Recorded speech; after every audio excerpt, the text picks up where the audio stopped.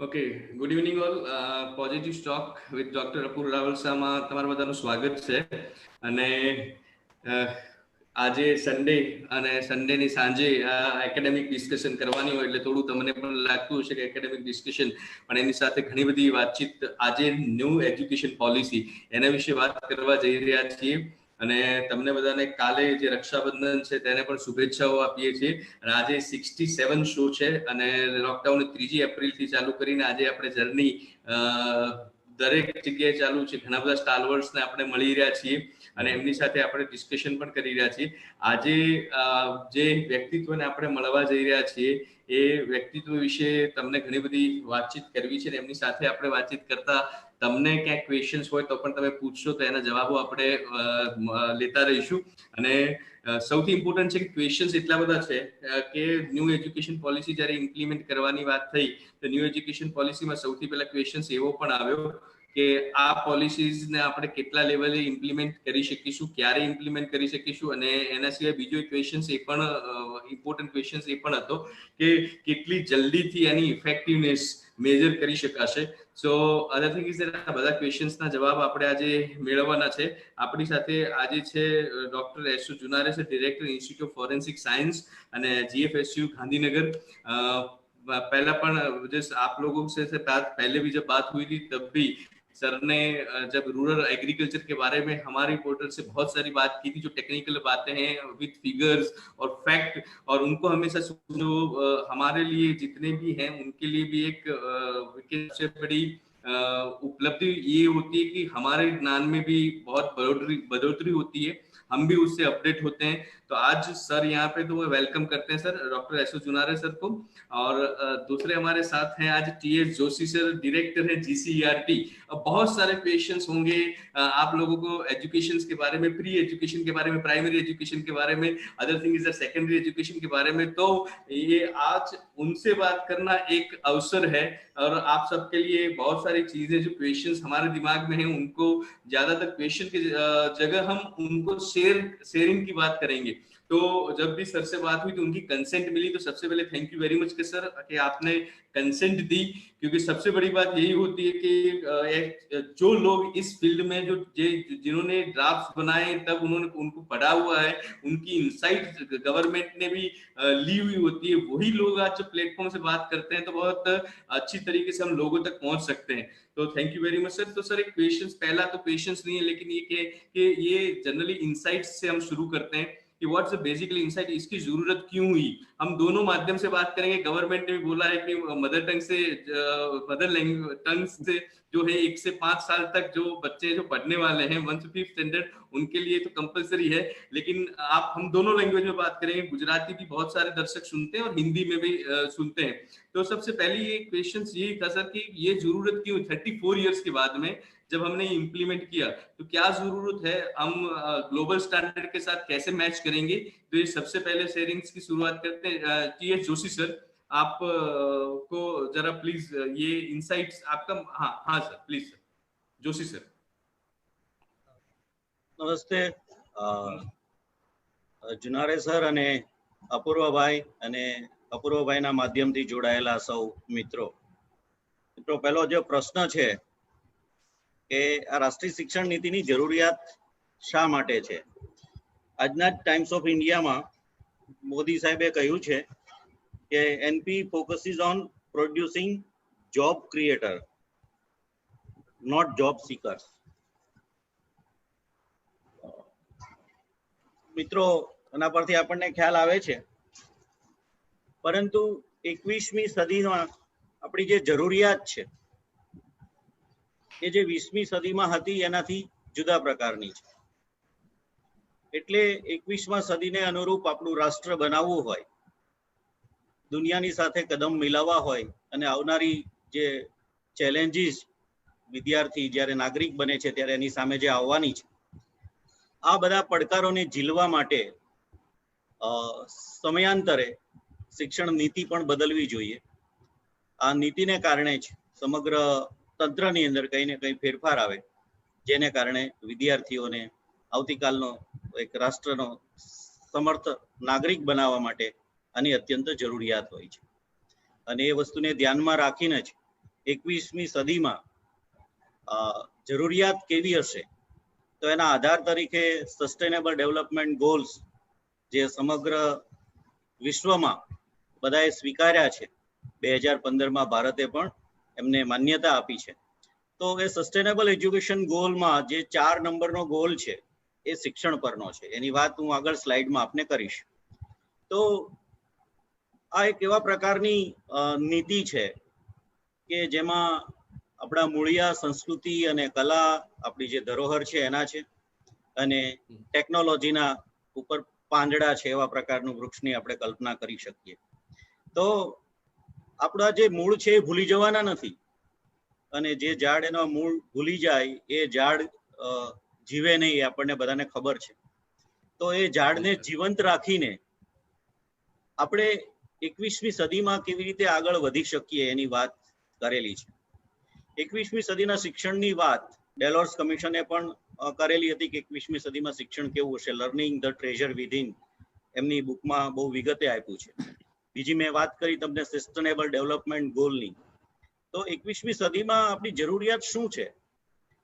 આગળની નીતિઓ હતી એ કઈક અંશે શાળાઓમાં વિદ્યાર્થીઓને લાવવા માટે, એટલે એનરોલમેન્ટ માટેની હતી, એક્સેસ માટેની હતી, કેટલીક રિટેન્શન માટેની હતી.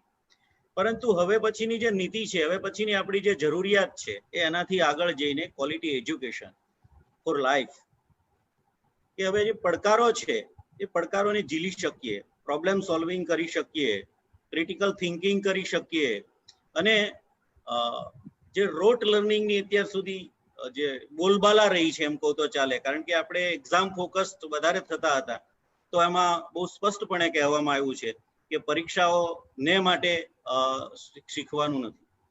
તો કલા, સંસ્કૃતિ, ટેકનોલોજી, સ્કિલ, આ બધાની વાતની સાથે સાથે બહુ સરસ વાત એ છે કે ફ્લેક્સિબિલિટી, મલ્ટીડિસિપ્લિનરી કે ઇન્ટરડિસિપ્લિનરી એપ્રોચની જે આપણે વાત કરીએ છીએ.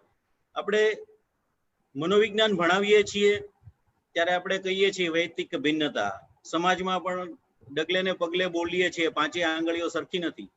પણ એક શિક્ષક તરીકે, કારણ કે સાંભળનારા અત્યારે મોટા ભાગના શિક્ષકો છે એમ માનીને બોલું છું, પરંતુ વર્ગખંડમાં જ્યારે આપણે જઈએ છીએ, હું પણ મારી જાતને શિક્ષક ગણું છું, તો વર્ગખંડમાં જઈએ છીએ ત્યારે આપણે એ ભૂલી જઈએ છીએ વૈયક્તિક ભિન્નતા. ત્યારે આપણે બધાને એક જ લાકડીએ ચલાવીએ, ત્યારે આપણી 5 આંગળીઓ સરખી હોય એવી આપણી માન્યતા થઈ જાય છે.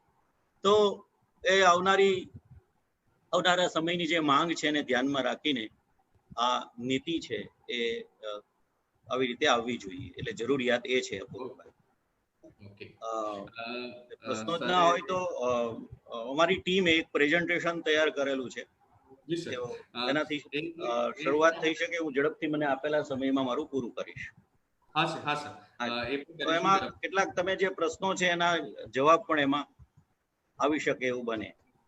जी sir within we can say कि इनसाइट एक जुनारे सर से बात कर लेते हैं, फिर वो प्रेजेंटेशन भी सर रन करते हैं और देख लेते हैं वो भी, क्योंकि आपने जो भेजा है बहुत सारे क्वेश्चंस का आंसर्स में मिलने वाला है. जुनारे सर कि हायर टेक्निकल और हायर एजुकेशन में बहुत सारे सर चेंजेस ये ऑलरेडी जो दिख रहे हैं, तो उसी में हाँ एक मिनट सर. ओके, શરૂ કરું હું? हाँ 9:30 કે 9:35 સુધીમાં પૂરું કરું, કારણ કે સરને પણ સાંભળવાના છે. ओके सर, तो ऐसा करते सर, नो प्रॉब्लम. जी हाँ, आपकी प्लीज.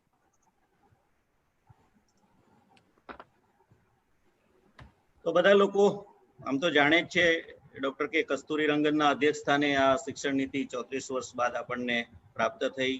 હજી 4 દિવસ પહેલા જ કેબિનેટમાંથી એની મંજૂરી મળી, અને એનો આધાર મેં આપને જે કહ્યું તે સસ્ટેનેબલ ડેવલપમેન્ટ ગોલ્સ જે છે એ છે. એમાં જે લખ્યું છે કે સમાવેશી અને સમાન ગુણવત્તાયુક્ત શિક્ષણ સુનિશ્ચિત કરવું, અને દરેક માટે લાઈફ લોંગ લર્નિંગ અને અધ્યયનની તકોને પ્રોત્સાહન આપવા માટેની વાત એ સસ્ટેનેબલ ગોલમાં 4 નંબરમાં આપવામાં આવી છે. હવે જ્યારે સમાવેશી શિક્ષણ કહીએ છીએ ત્યારે સામાન્ય રીતે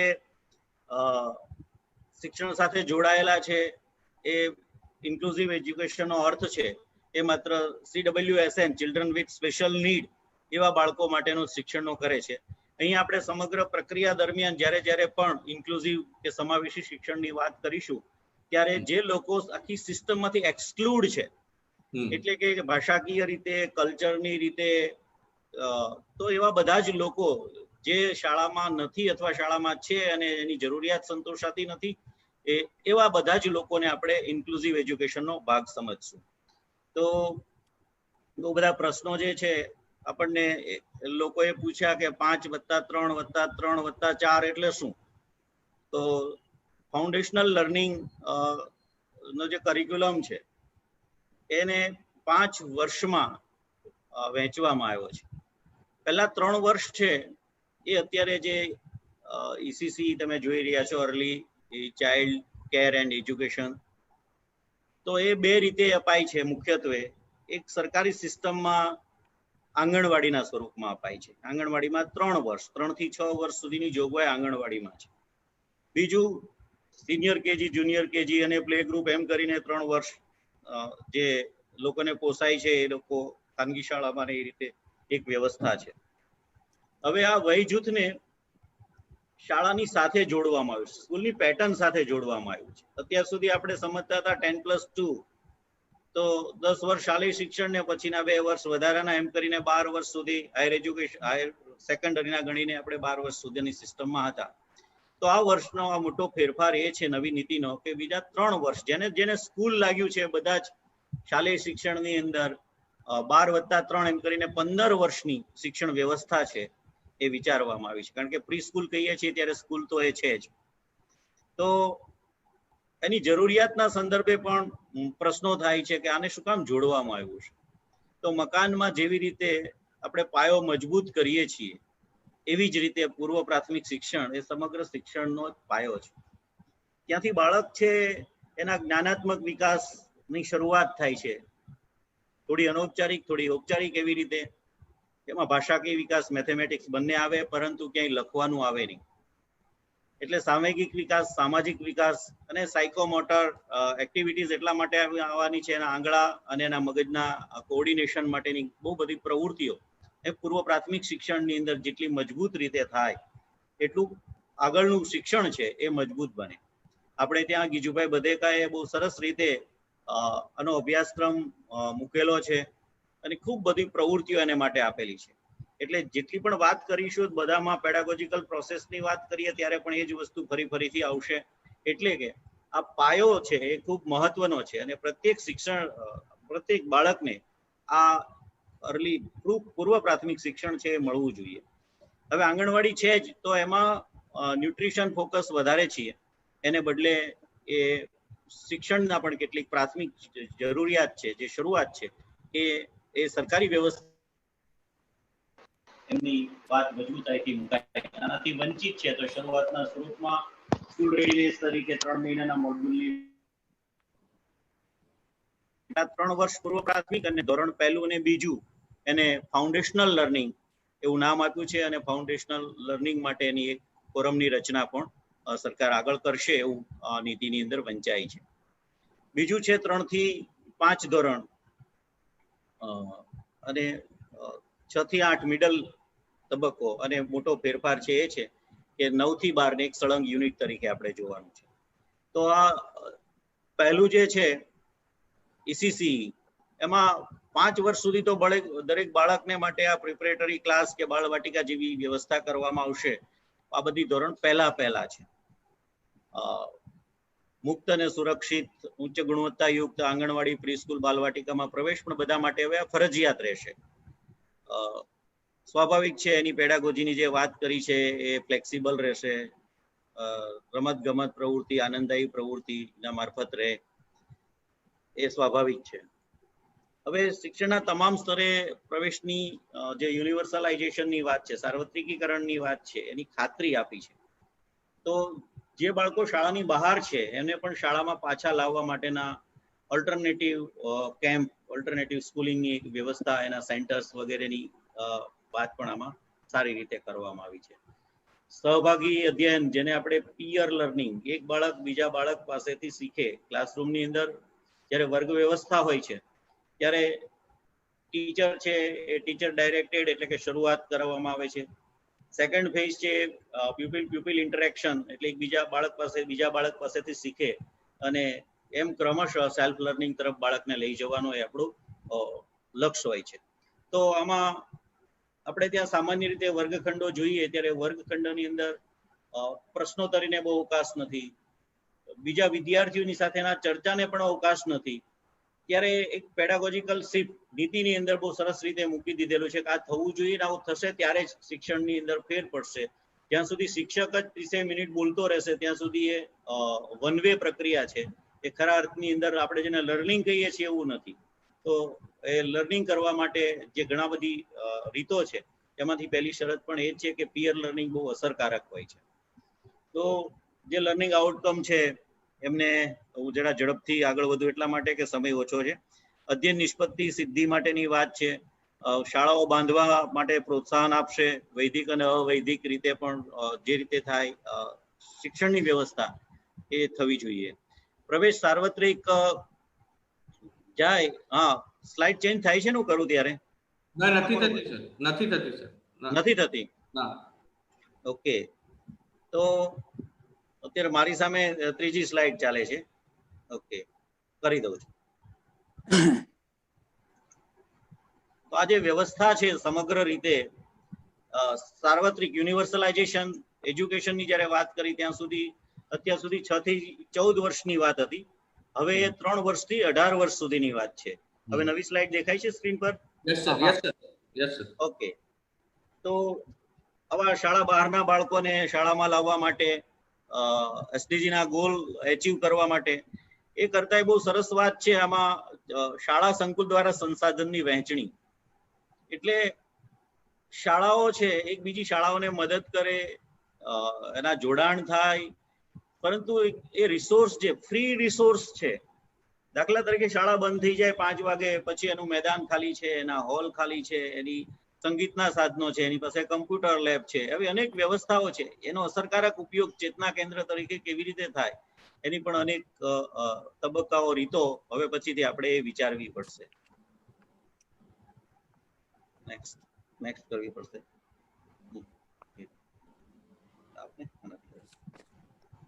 તો જાહેર અને ખાનગી શાળા ને પણ બંને વચ્ચેની જોડાણ થશે. હવે બાળક શીખશે કેવી રીતે? મેં તમને આગળ વાત કરીએ માળખાથી તો આપણે સૌ પરિચિત થઈ ગયા છીએ. પાયાનો તબક્કો 5 વર્ષનો છે. પ્રારંભિક તબક્કો જે 3 વર્ષનો, 3જું, 4થું ને 5મું ધોરણ. એમાં પણ શીખવવાની જે રીત છે રમત, શોધખોળ અને પ્રવૃત્તિ આધારિત ઇન્ટરેક્ટિવ વર્ગખંડમાં અધ્યયન કરાવવાની વિગતો આપી છે. પરંતુ આ બધામાં એક શરત છે કે આનંદદાયી હોવું જોઈએ. મધ્યમ તબક્કો જેને ભૂતકાળમાં મિડલ સ્કૂલ કહેતા જતા 6 થી 8ની, તો ત્યાં જઈને વિષય ઉપર ફોકસ થવાનું છે. આગલા બધા પ્રિપરેટરી સ્ટેજ છે, પાયો છે, પછી થોડું મજબૂત કરવાનું છે. પરંતુ મધ્ય તબક્કો જે છે ત્યાં ગણિત, વિજ્ઞાન, આપણી વિવિધ કલાઓ, સામાજિક વિજ્ઞાન, માનવ વિદ્યા, આ બધાને એક્સપિરિયન્શિયલ લર્નિંગ દ્વારા શીખવવાની વાત કરવામાં આવેલી છે. વિષયોની એક બહુ સરસ વાત આમાં જે છે એ છે કે બધા જ કોઈ અભ્યાસિક સહ અભ્યાસિક પ્રવૃત્તિ એવું નથી, સ્કોલેસ્ટિક કો સ્કોલેસ્ટિક એક્ટિવિટીઝ એવું નથી, બધું જ સ્કોલેસ્ટિક છે. બધાને સરખું મહત્વ છે. જેટલું ચિત્રકલાને છે એટલું જ ગણિતને છે. એવા પ્રકારનો એક એમાંથી સાર આપણે આ નવી નીતિમાંથી જોઈ શકીએ છીએ. અને ત્રીજો જે તબક્કો છે એ માધ્યમિક તબક્કો છે, જેમાં મલ્ટીડિસિપ્લિનરી અભ્યાસની વાત કરવામાં આવી છે. 9 થી 12 ધોરણ સુધી આર્ટ્સ, કોમર્સ અને સાયન્સના વાડા દૂર કરીને કોઈ પણ વિદ્યાર્થીઓના ગમતા વિષયો લઈ શકે છે.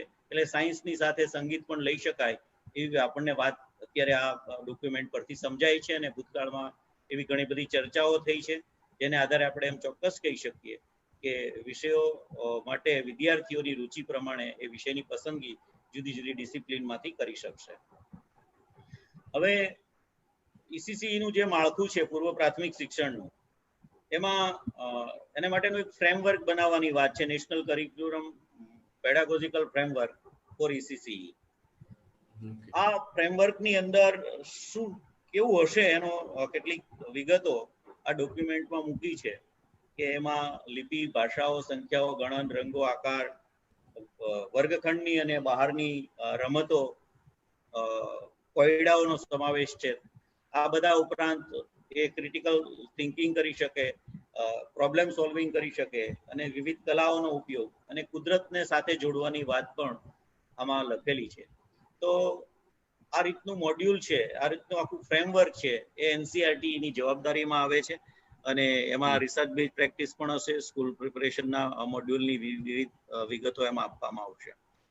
એટલે પ્રારંભિક શિક્ષણની વાત કરીએ તો કેવી કેવી પ્રવૃત્તિઓ કરાવી શકાય એમની વિગતો મેં અગાઉ કહી એ પ્રમાણે છે. પરંતુ યાદ રાખવાનું છે, જે આપણે ગેરસમજ કરીએ છીએ કે પહેલા 3 વર્ષથી ભણાવવાનું શરૂ થાય છે એટલે ભણાવવું એટલે લખાવવું નહીં. મા બાપ અને મોટા ભાગના લોકો એમ માને છે કે પહેલા 3 વર્ષથી હાથમાં પેન પકડાવી દેવી બિલકુલ વ્યાજબી નથી. એના આંગળા પરિપક્વ 5 વર્ષ પછી થતા હોય છે. એટલે ત્યાં સુધી અહીંયા જે રંગો ને આકારો અને વિવિધ રમતો, માટીકામ, મણકા કે માળા પરોવી, આ બધી પ્રવૃત્તિ એટલા માટે કરે છે અને મગજ અને એના આંગળાનું કોર્ડિનેશન થાય. આંગળાઓ પરિપક્વ થાય પછીથી જ એને પેન પકડાવવાની, લખવાની પ્રવૃત્તિ શરૂ થાય. આમાં નીતિમાં નથી લખ્યું, પરંતુ પૂર્વ પ્રાથમિક શિક્ષણની વાત કરી રહ્યો છું.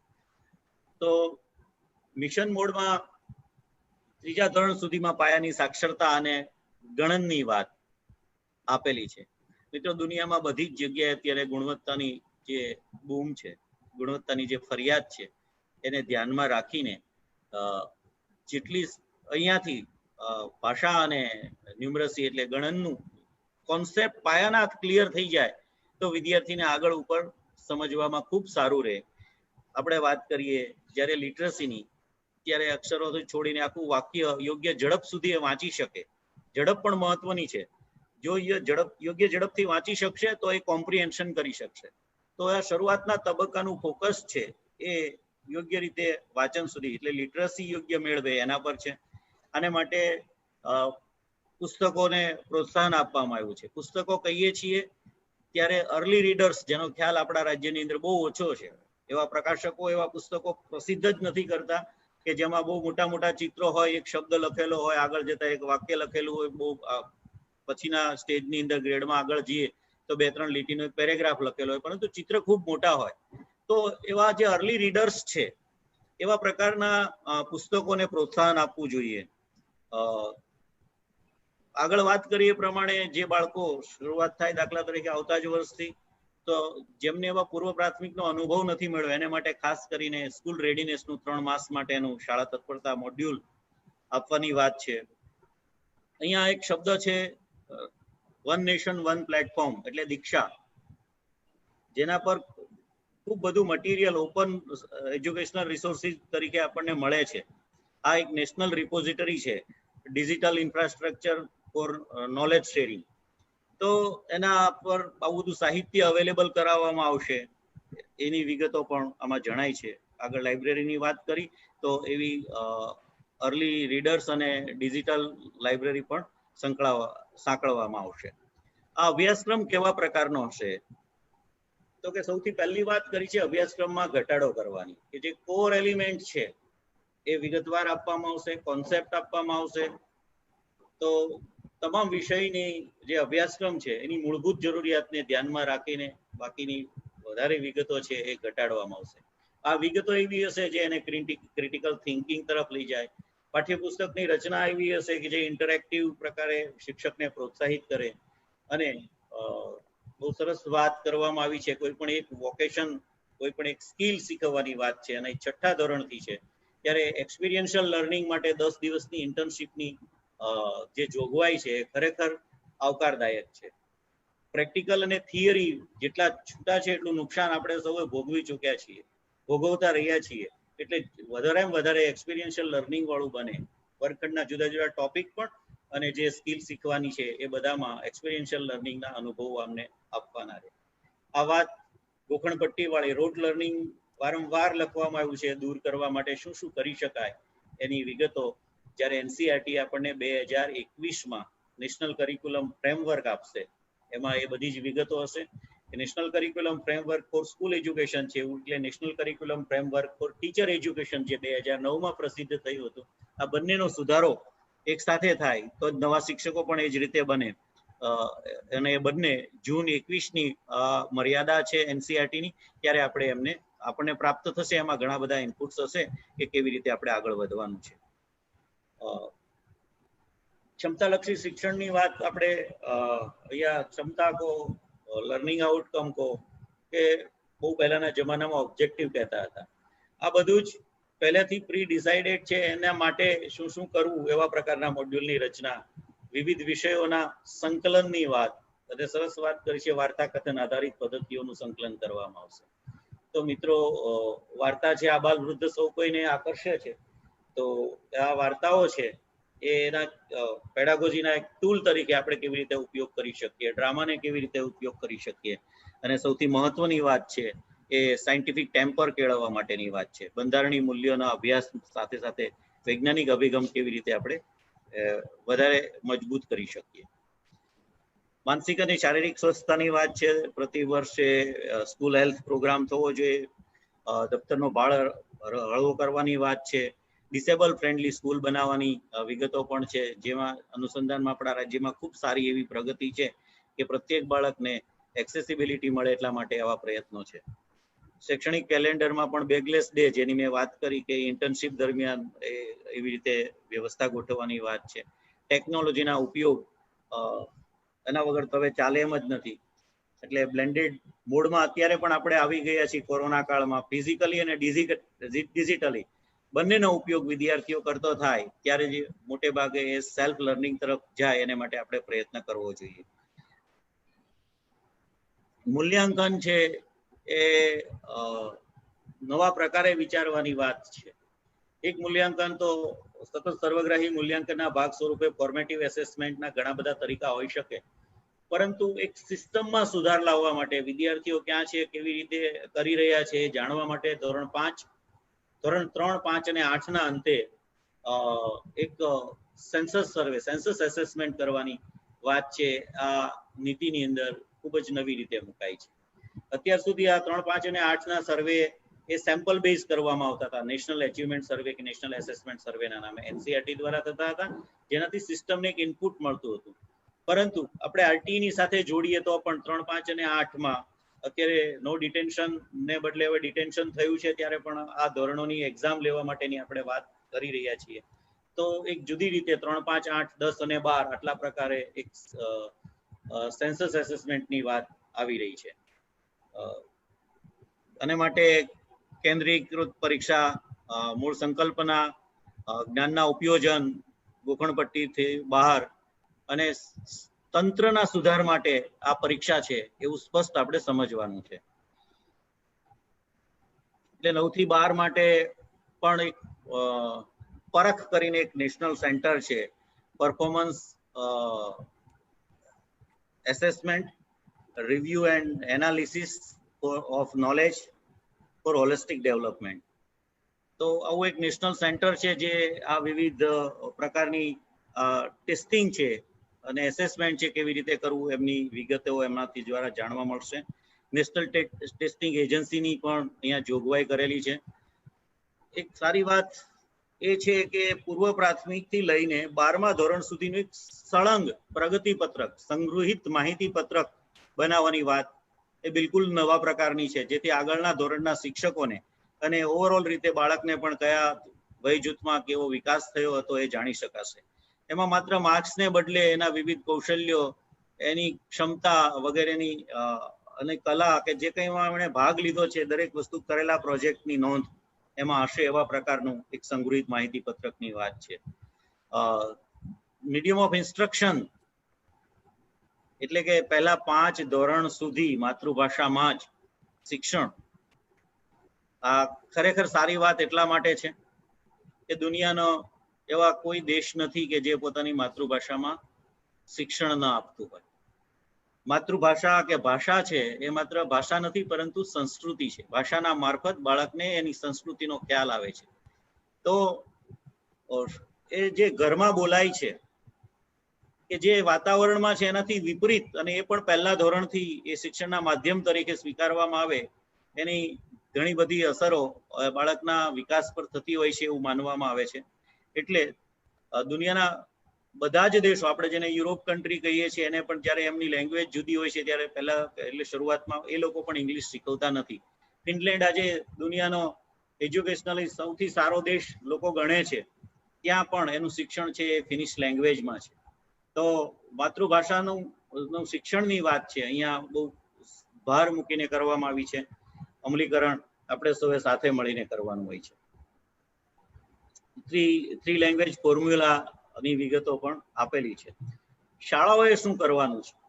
તો મેં શરૂઆતમાં કહ્યું તે પ્રમાણે કે બાલ ભવનનો કોન્સેપ્ટ છે એ જુદા વિભાગમાં હતો, ત્યાંથી હવે શિક્ષણ વિભાગ સાથે આ બે વિભાગને મર્જ કરવામાં આવે છે.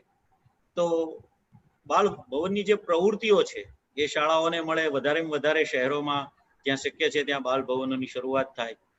જે શાળાઓનો ફ્રી સમય મળે છે, ફ્રી રિસોર્સિસ મળે છે, એમાં એક સામાજિક ચેતના કેન્દ્ર બનાવવામાં આવે. જે શાળાનો ફૂલ ટાઈમ આટલા બધો રિસોર્સ છે તો એનો ઉપયોગ થઈ શકે. કેટલીક શાળા તો સવારથી બપોર જ ચાલે, 5 કે 6 કલાક શાળા ચાલે, પછી બધા જ રિસોર્સિસ ફ્રી રહે. તેનો ઉપયોગ કેવી રીતે કરી શકીએ, ટૂંકા ગાળા અને લાંબા ગાળાનું પ્લાનિંગ કેવી રીતે થઈ શકે, શાળામાં જોડાવા માટે શિક્ષકો અને જે સ્થાનિક લોકો છે જેની પાસે કલા છે, કૌશલ્ય છે, એવા લોકોનો ઉપયોગ કેવી રીતે કરી શકાય, ખાનગી અને સરકારી શાળાને કેવી રીતે જોડી શકાય, આ બધી જ વિગતો આપણે આગલા ક્રમમાં વિચારવાની રહેશે. એક સ્ટાન્ડર્ડ માટે માનાંક નિર્ધારિત કરવા માટે એક સંસ્થાની સ્થાપના, એક ઓથોરિટીની સ્થાપનાની વાત અહીંયા કરી છે, સ્ટેટ સ્કૂલ સ્ટાન્ડર્ડ્સ ઓથોરિટી. આપણે ત્યાં સદનસીબે ગયા વર્ષથી GSQAC Gujarat school quality accreditation council છે એની રચના થઈ ગઈ છે અને આ જ કામ કરી રહ્યું છે. એક રીતે કહીએ તો આ નીતિનો અમલમાં શરૂઆત થઈ ગઈ છે. 4 કે 5 મિનિટમાં જ પૂરું કરીશ. કેટલીક વાતો આગળ થઈ છે, ફરીથી આપણે નહીં કરીએ. શિક્ષકો છે ખાસ કરીને તો એની ટ્રેનિંગ છે 2030 સુધીની અંદર 4 યર ઇન્ટિગ્રેટેડ કોર્સ જ ચાલતા હશે અને બધા જ પ્રકારના શિક્ષકોની ટ્રેનિંગ એ પ્રાઇમરીની પૂર્વ પ્રાથમિકની હોય, પ્રાથમિકની હોય કે સેકન્ડરી હાયર સેકન્ડરીની હોય, બધા માટે આ કોર્સ એવા પ્રકારનો હશે કે જેને બધો જ ખ્યાલ રહે. મેં પહેલા કહ્યું કે પૂર્વ પ્રાથમિકના પણ આપણને જો ખ્યાલ હોય કે ત્યાં પર્યાવરણ વિકાસ માટે કેવા શું પ્રવૃત્તિ થાય છે, તો હાયર સેકન્ડરી સુધી શિક્ષકને એક સમગ્ર રીતે હોલિસ્ટિકલી વિચારવા માટે અને સમજવા માટેની એક તક રહેશે. સ્નાતક પદવી માટે 2 વર્ષનું, પરંતુ માસ્ટર ડિગ્રી હોય અને મલ્ટીડિસિપ્લિનરીમાં 4 વર્ષ કરેલું હોય તો 1 વર્ષનું, એવી વિવિધ બીએડની વાત કરવામાં આવી છે. NCTE નો વિષય છે, આગળ કેવી રીતે વધારશે તે. કોર્સ ચલાવવા માટે પણ બ્લેન્ડેડ લર્નિંગ ને ઓપન ડિસ્ટન્સમાં પણ કેવી રીતે ટ્રેનિંગ થઈ શકે એની પણ કેટલીક વિગતો એમાં આપવામાં આવી છે. પરંતુ એ સરસ રીતે ચાલે એના માટેની વ્યવસ્થા પણ અત્યારે કરેલી છે. નીતિની અંદર જોગવાઈ છે. કઈ શબ્દ વાપર્યો છે, લાઇટ બટ ટાઈટ, હમણાં યાદ આવે એટલે ફરીથી તમને કહું છું. તો 2021 સુધીમાં આપણને ટીચર એજ્યુકેશનનું નેશનલ કરિક્યુલમ ફ્રેમવર્ક પણ આપણને મળે છે અને એના આધારે આપણે આગળ વધવાનું રહેશે. શિક્ષકની ભરતી ગુજરાત માટે સારી વાત છે કે કમ્પ્યુટરાઇઝ સિસ્ટમથી શિક્ષકોની બદલી કરવામાં આવશે. અહીંયા ગુજરાતમાં આવું 4-5 વર્ષથી આ પ્રયોગ શરૂ થયેલો છે, એની નેશનલ લેવલે પણ સમગ્ર નોંધ લીધી છે, એટલે આના કારણે સમગ્ર રાષ્ટ્રમાં આવા પ્રકારે થશે. ટેટ એ બધા જ લેવલે ફરજિયાત છે. NCTE એ રિસ્ટ્રક્ચરિંગ કરીને પ્રોફેશનલ સ્ટાન્ડર્ડ સેટિંગ બોડી પણ એક બનાવશે. NCTE અને RCI એટલે રિહેબિલિટેશન કાઉન્સિલ ઓફ ઇન્ડિયા, એટલે જે વિશિષ્ટ બાળકો છે એના શિક્ષકોની તાલીમ ની જવાબદારી છે RCI ની હોય છે. તો એ બંને સાથે રહીને એક અલગ પ્રકારનું સ્પેશિયલાઇઝ બાળક માટેનું માળખું કેવું હોય એ બંને જોડાણથી કરશે. શિક્ષકોના સશક્તિકરણની જે વાત છે, પ્રતિ વર્ષ 50 કલાક જેટલો સમય છે એને ટ્રેનિંગ લેવાની રહેશે. એના કેરિયર એડવાન્સમેન્ટની પણ વાત છે કે દાખલ થયા પછી એ ધીમે ધીમે પૂર્વ પ્રાથમિકમાં હોય તો પ્રાથમિક, ઉચ્ચતર પ્રાથમિક એ રીતે આગળ જઈ શકે. ટ્રેનિંગની વાત દરેક તબક્કે આવી છે, પરંતુ એક PhD ના વિદ્યાર્થીએ પણ શિક્ષણ પ્રશિક્ષણનું એટલે એજ્યુકેશનનું એક મોડ્યુલ છે એ શીખવાનું રહેશે. કેટલાક નવા ફીચર્સ છે, આમ તો વચ્ચે વચ્ચે આપણે કહેતા ગયા છીએ કે પોલિસી કોણ તૈયાર કરશે, રાજ્યમાં શિક્ષણ નિયામક છે એ પ્રક્રિયા પર દેખરેખ રાખશે. SCRT એટલે આપણા રાજ્યની અંદર GCRT છે અને એકેડેમિક ઓથોરિટી છે એ શૈક્ષણિક દેખરેખ રાખશે, અને સ્ટેટ સ્કૂલ સ્ટાન્ડર્ડ ઓથોરિટી જે આપણા રાજ્યમાં ઓલરેડી GSQ ના નામથી છે એ લઘુત્તમ ધારાધોરણો નક્કી કરશે. તો શાળા દ્વારા સેલ્ફ ડિસ્ક્લોઝર અને વિદ્યાર્થીને ફીડબેક મેળવવાની સિસ્ટમ પણ કઈ રહેશે, જેને આધારે તંત્રમાં અને સ્કૂલમાં સુધારો થઈ શકશે. કેબનું સશક્તિકરણ, MHRD નું નામ છે એ હવે શિક્ષણ વિભાગ ફરીથી કરવામાં આવ્યું છે.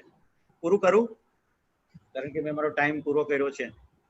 નહીં સર, આપ લાસ્ટ છે, આપ કમ્પ્લીટ કરો, જોઈ લો. આ છેલ્લી સ્લાઇડ બાકી છે સર, પ્લીઝ કન્ટિન્યુ. ઓકે, તો જે ઇન્ક્લુઝિવની વાત છે એમાં હવે વિવિધ જાતિની ઓળખ ધરાવતા લોકો એટલે ટ્રાન્સજેન્ડર સહિતની વાત છે. સામાજિક સાંસ્કૃતિક ઓળખ, ભૌગોલિક ઓળખ અને દિવ્યાંગતા બધાનો ઇન્ક્લુઝિવમાં સમાવેશ કરવાનો થાય. CWSN બાળકો માટેનું એક મોડ્યુલ છે એ NIOS દ્વારા પણ તૈયાર થાય, અને અત્યારે વ્યવસ્થા ઘણી સારી છે, વધારે સુદ્રઢ કરવાની વાત થયેલી છે. વ્યવસાયિક શિક્ષણમાં તમામ સ્તરે વિનિયોગની જે વાત છે, સ્કિલ ક્વોલિફિકેશન ફ્રેમવર્ક પણ બનાવવામાં આવશે, અને જે ગામમાં શહેરમાં જેવા સ્કિલવાળા લોકો છે એની આપણે શાળામાં પણ ઉપયોગ કરી શકીએ. ફરકની વાત સારી રીતે આવી ગયેલી છે. એક નવી વાત છે વિશિષ્ટ પ્રતિભાશાળી વિદ્યાર્થીઓ માટે એક અલગ વ્યવસ્થા. આમ તો મારે કહેવું જોઈએ કે ગયા વર્ષથી નાના સ્વરૂપે આપણા રાષ્ટ્રમાં એવું શરૂ થયેલું હતું. જુદી જુદી કક્ષાએ જે શ્રેષ્ઠ દેખાવ જે વિદ્યાર્થીઓ કરેલા હતા એવા વિદ્યાર્થીઓ માટે 15 દિવસનું એક એક્સપોઝર જુદી જુદી સાયન્ટિફિક ઇન્સ્ટિટ્યુશન, ISRO વગેરેમાં કરાવવામાં આવેલું તો આખા દેશમાંથી ભેગા કરીને એને માટે એક સંસ્થા શરૂ કરવા માટે દરેક રાજ્યમાં વિચારણામાં છે, જે આમને માટે છે કે જે વિશિષ્ટ શક્તિ ધરાવે છે એવા પ્રતિભા સંપન્ન વિદ્યાર્થીઓ માટે શું કરી શકાય. ઓનલાઈન ડિજિટલની પણ આપણે વાત કરી છે. એડલ્ટ એજ્યુકેશન માટે લાઈફ લોંગ લર્નિંગની વ્યવસ્થા છે, અને ટાઈમલાઈનની વાત હું વચ્ચે કરતો ગયો છું, એટલે જ્યારે સમય આવશે ત્યારે ફરીથી પ્રશ્નોમાં આપણે જોડાઈશું. મને એમ લાગે છે આટલું પૂરતું છે. આભાર, થોડો વધારે સમય લીધો છે આપનો. Okay sir. Yes sir, it was really wonderful presentation sir. કે ઘણા બધા ક્વેશ્ચન્સ ના જવાબ મળી ગયા છે, અને ઘણા બધા શિક્ષક મિત્રો છે એ લોકો જોડાયા છે, ને એમને એમ પણ કહ્યું છે કે આવું પ્રેઝન્ટેશન છે જેના કારણે વિસ્તૃત માહિતી મળી, અને ટેકનિકલી કદાચ ક્યાંક અટવાતા હતા એ જે છે એમના ક્વેશ્ચન્સના સોલ્યુશન્સ એમને મળ્યા છે. એટલે આપણે જે પ્રેઝન્ટેશન મોડ પર આપણે ગયા છીએ, જેને બ્લેન્ડેડ લર્નિંગ ઓલરેડી હવે શિક્ષક મિત્રોએ તો કરવાનું જ છે, કે કોરોનાને કારણે આવ્યું ને 21મી સદીની હવે જરૂરિયાત પણ છે. એટલે આજે આ ફેસબુક માધ્યમથી એ પણ એક આપણે ટેકનિકલ ટૂલ્સનો ઉપયોગ કર્યો છે કે લોકો સુધી સીધા પહોંચીએ છીએ, કે દેટ ઇઝ કે પબ્લિક પ્લેટફોર્મથી એ પરફેક્ટલી માહિતી લઈ રહ્યા છીએ. હવે ડોક્ટર જુનારે સર છે, એમને જે હાયર એજ્યુકેશન અને ટેકનિકલ એજ્યુકેશનમાં સરે ઘણું બધું કોન્ટ્રીબ્યુશન્સ કર્યું છે. तो ये जैसे सर की वो इनसाइट्स ले रहे हैं कि हायर एजुकेशन और टेक्निकल एजुकेशन में इसकी इम्पैक्ट क्या होगी. Doctor S Junare sir please sir. धन्यवाद अपूर्व भाई, डॉक्टर अपूर्व रावल शाह जी और श्रीयुक्त TH जोशी साहब. सबसे पहले मैं अपूर्व भाई का बहुत बहुत आभार व्यक्त करता हूँ कि उन्होंने एक बहुत लंबी सीरीज ऑफ लेक्चर्स चलाई हैं, जिसके माध्यम से कई सारे एक विषय जो हैं, जो बहुत इंपॉर्टेंट विषय के ऊपर वो एक चर्चा सत्र आयोजित करते हैं, और एक्सपर्ट लोगों के द्वारा उस चर्चा सत्र को आयोजित करके लोगों के समस्याओं का निराकरण करने के प्रयत्न करते हैं. अभी हमारे साथ में हमारे सीनियर श्रीयुक्त जोशी साहब ने बहुत ही डिटेल में एजुकेशन पॉलिसीज का कॉन्सेप्ट समझाया, क्यों ये एजुकेशन पॉलिसी आई है, उसका ऑब्जेक्टिव्स क्या है, सब वो किया है. सर ने एक्सप्लेनेशन दिया है, मैं वो वापस रिपीट नहीं करूंगा. और सर का एक्चुअली वही एरिया है एजुकेशन में, उनका इतना एक्सपीरियंस है, तो उन्होंने सही बारीक बारीक बातें अच्छी तरह से बताई हैं. प्राइमरी एजुकेशन पे बहुत सर ने फोकस करके, मुझे लगता है उन्होंने सभी 99% पॉइंट्स तो सभी क्लियर कर ही दिए हैं. मैं थोड़ा सा आज फोकस करूंगा कि हायर एजुकेशन के ऊपर, क्योंकि वो थोड़ा सा स्कोप है भी चर्चा करने के लिए, क्योंकि सर की उतनी टाइम की वजह से वो कवर नहीं कर पाए.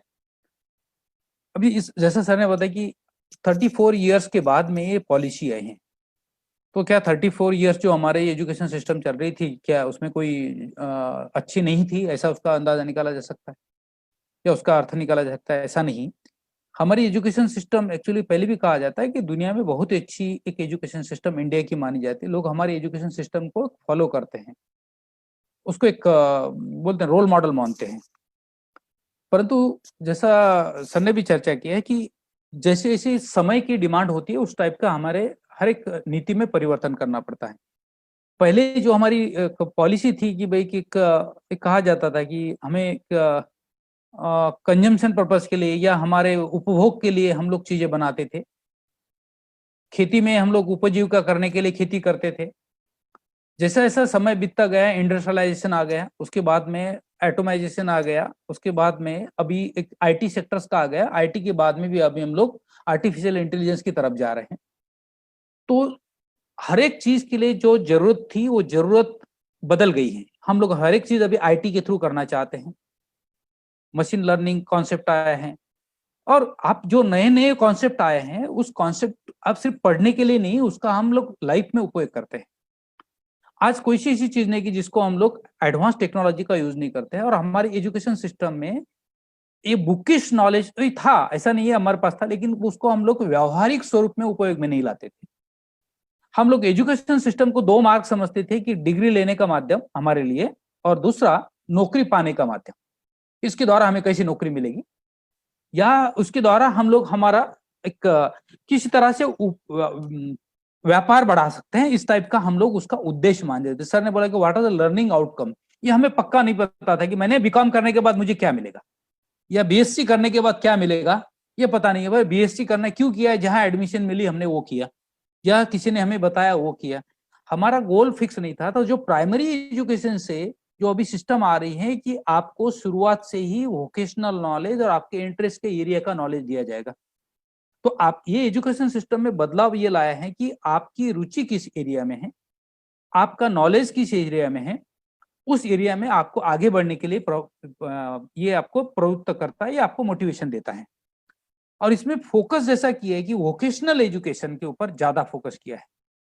अब जैसा आज टाइम्स ऑफ इंडिया में सर ने कहा है कि actually this education system will create more entrepreneurs, more job givers. Okay, इसका मतलब यह है कि आप एंटरप्रेन्योरशिप की तरफ जा रहे हैं, और आप हर एक चीज में आप बिजनेस ढूंढने की कोशिश करेंगे।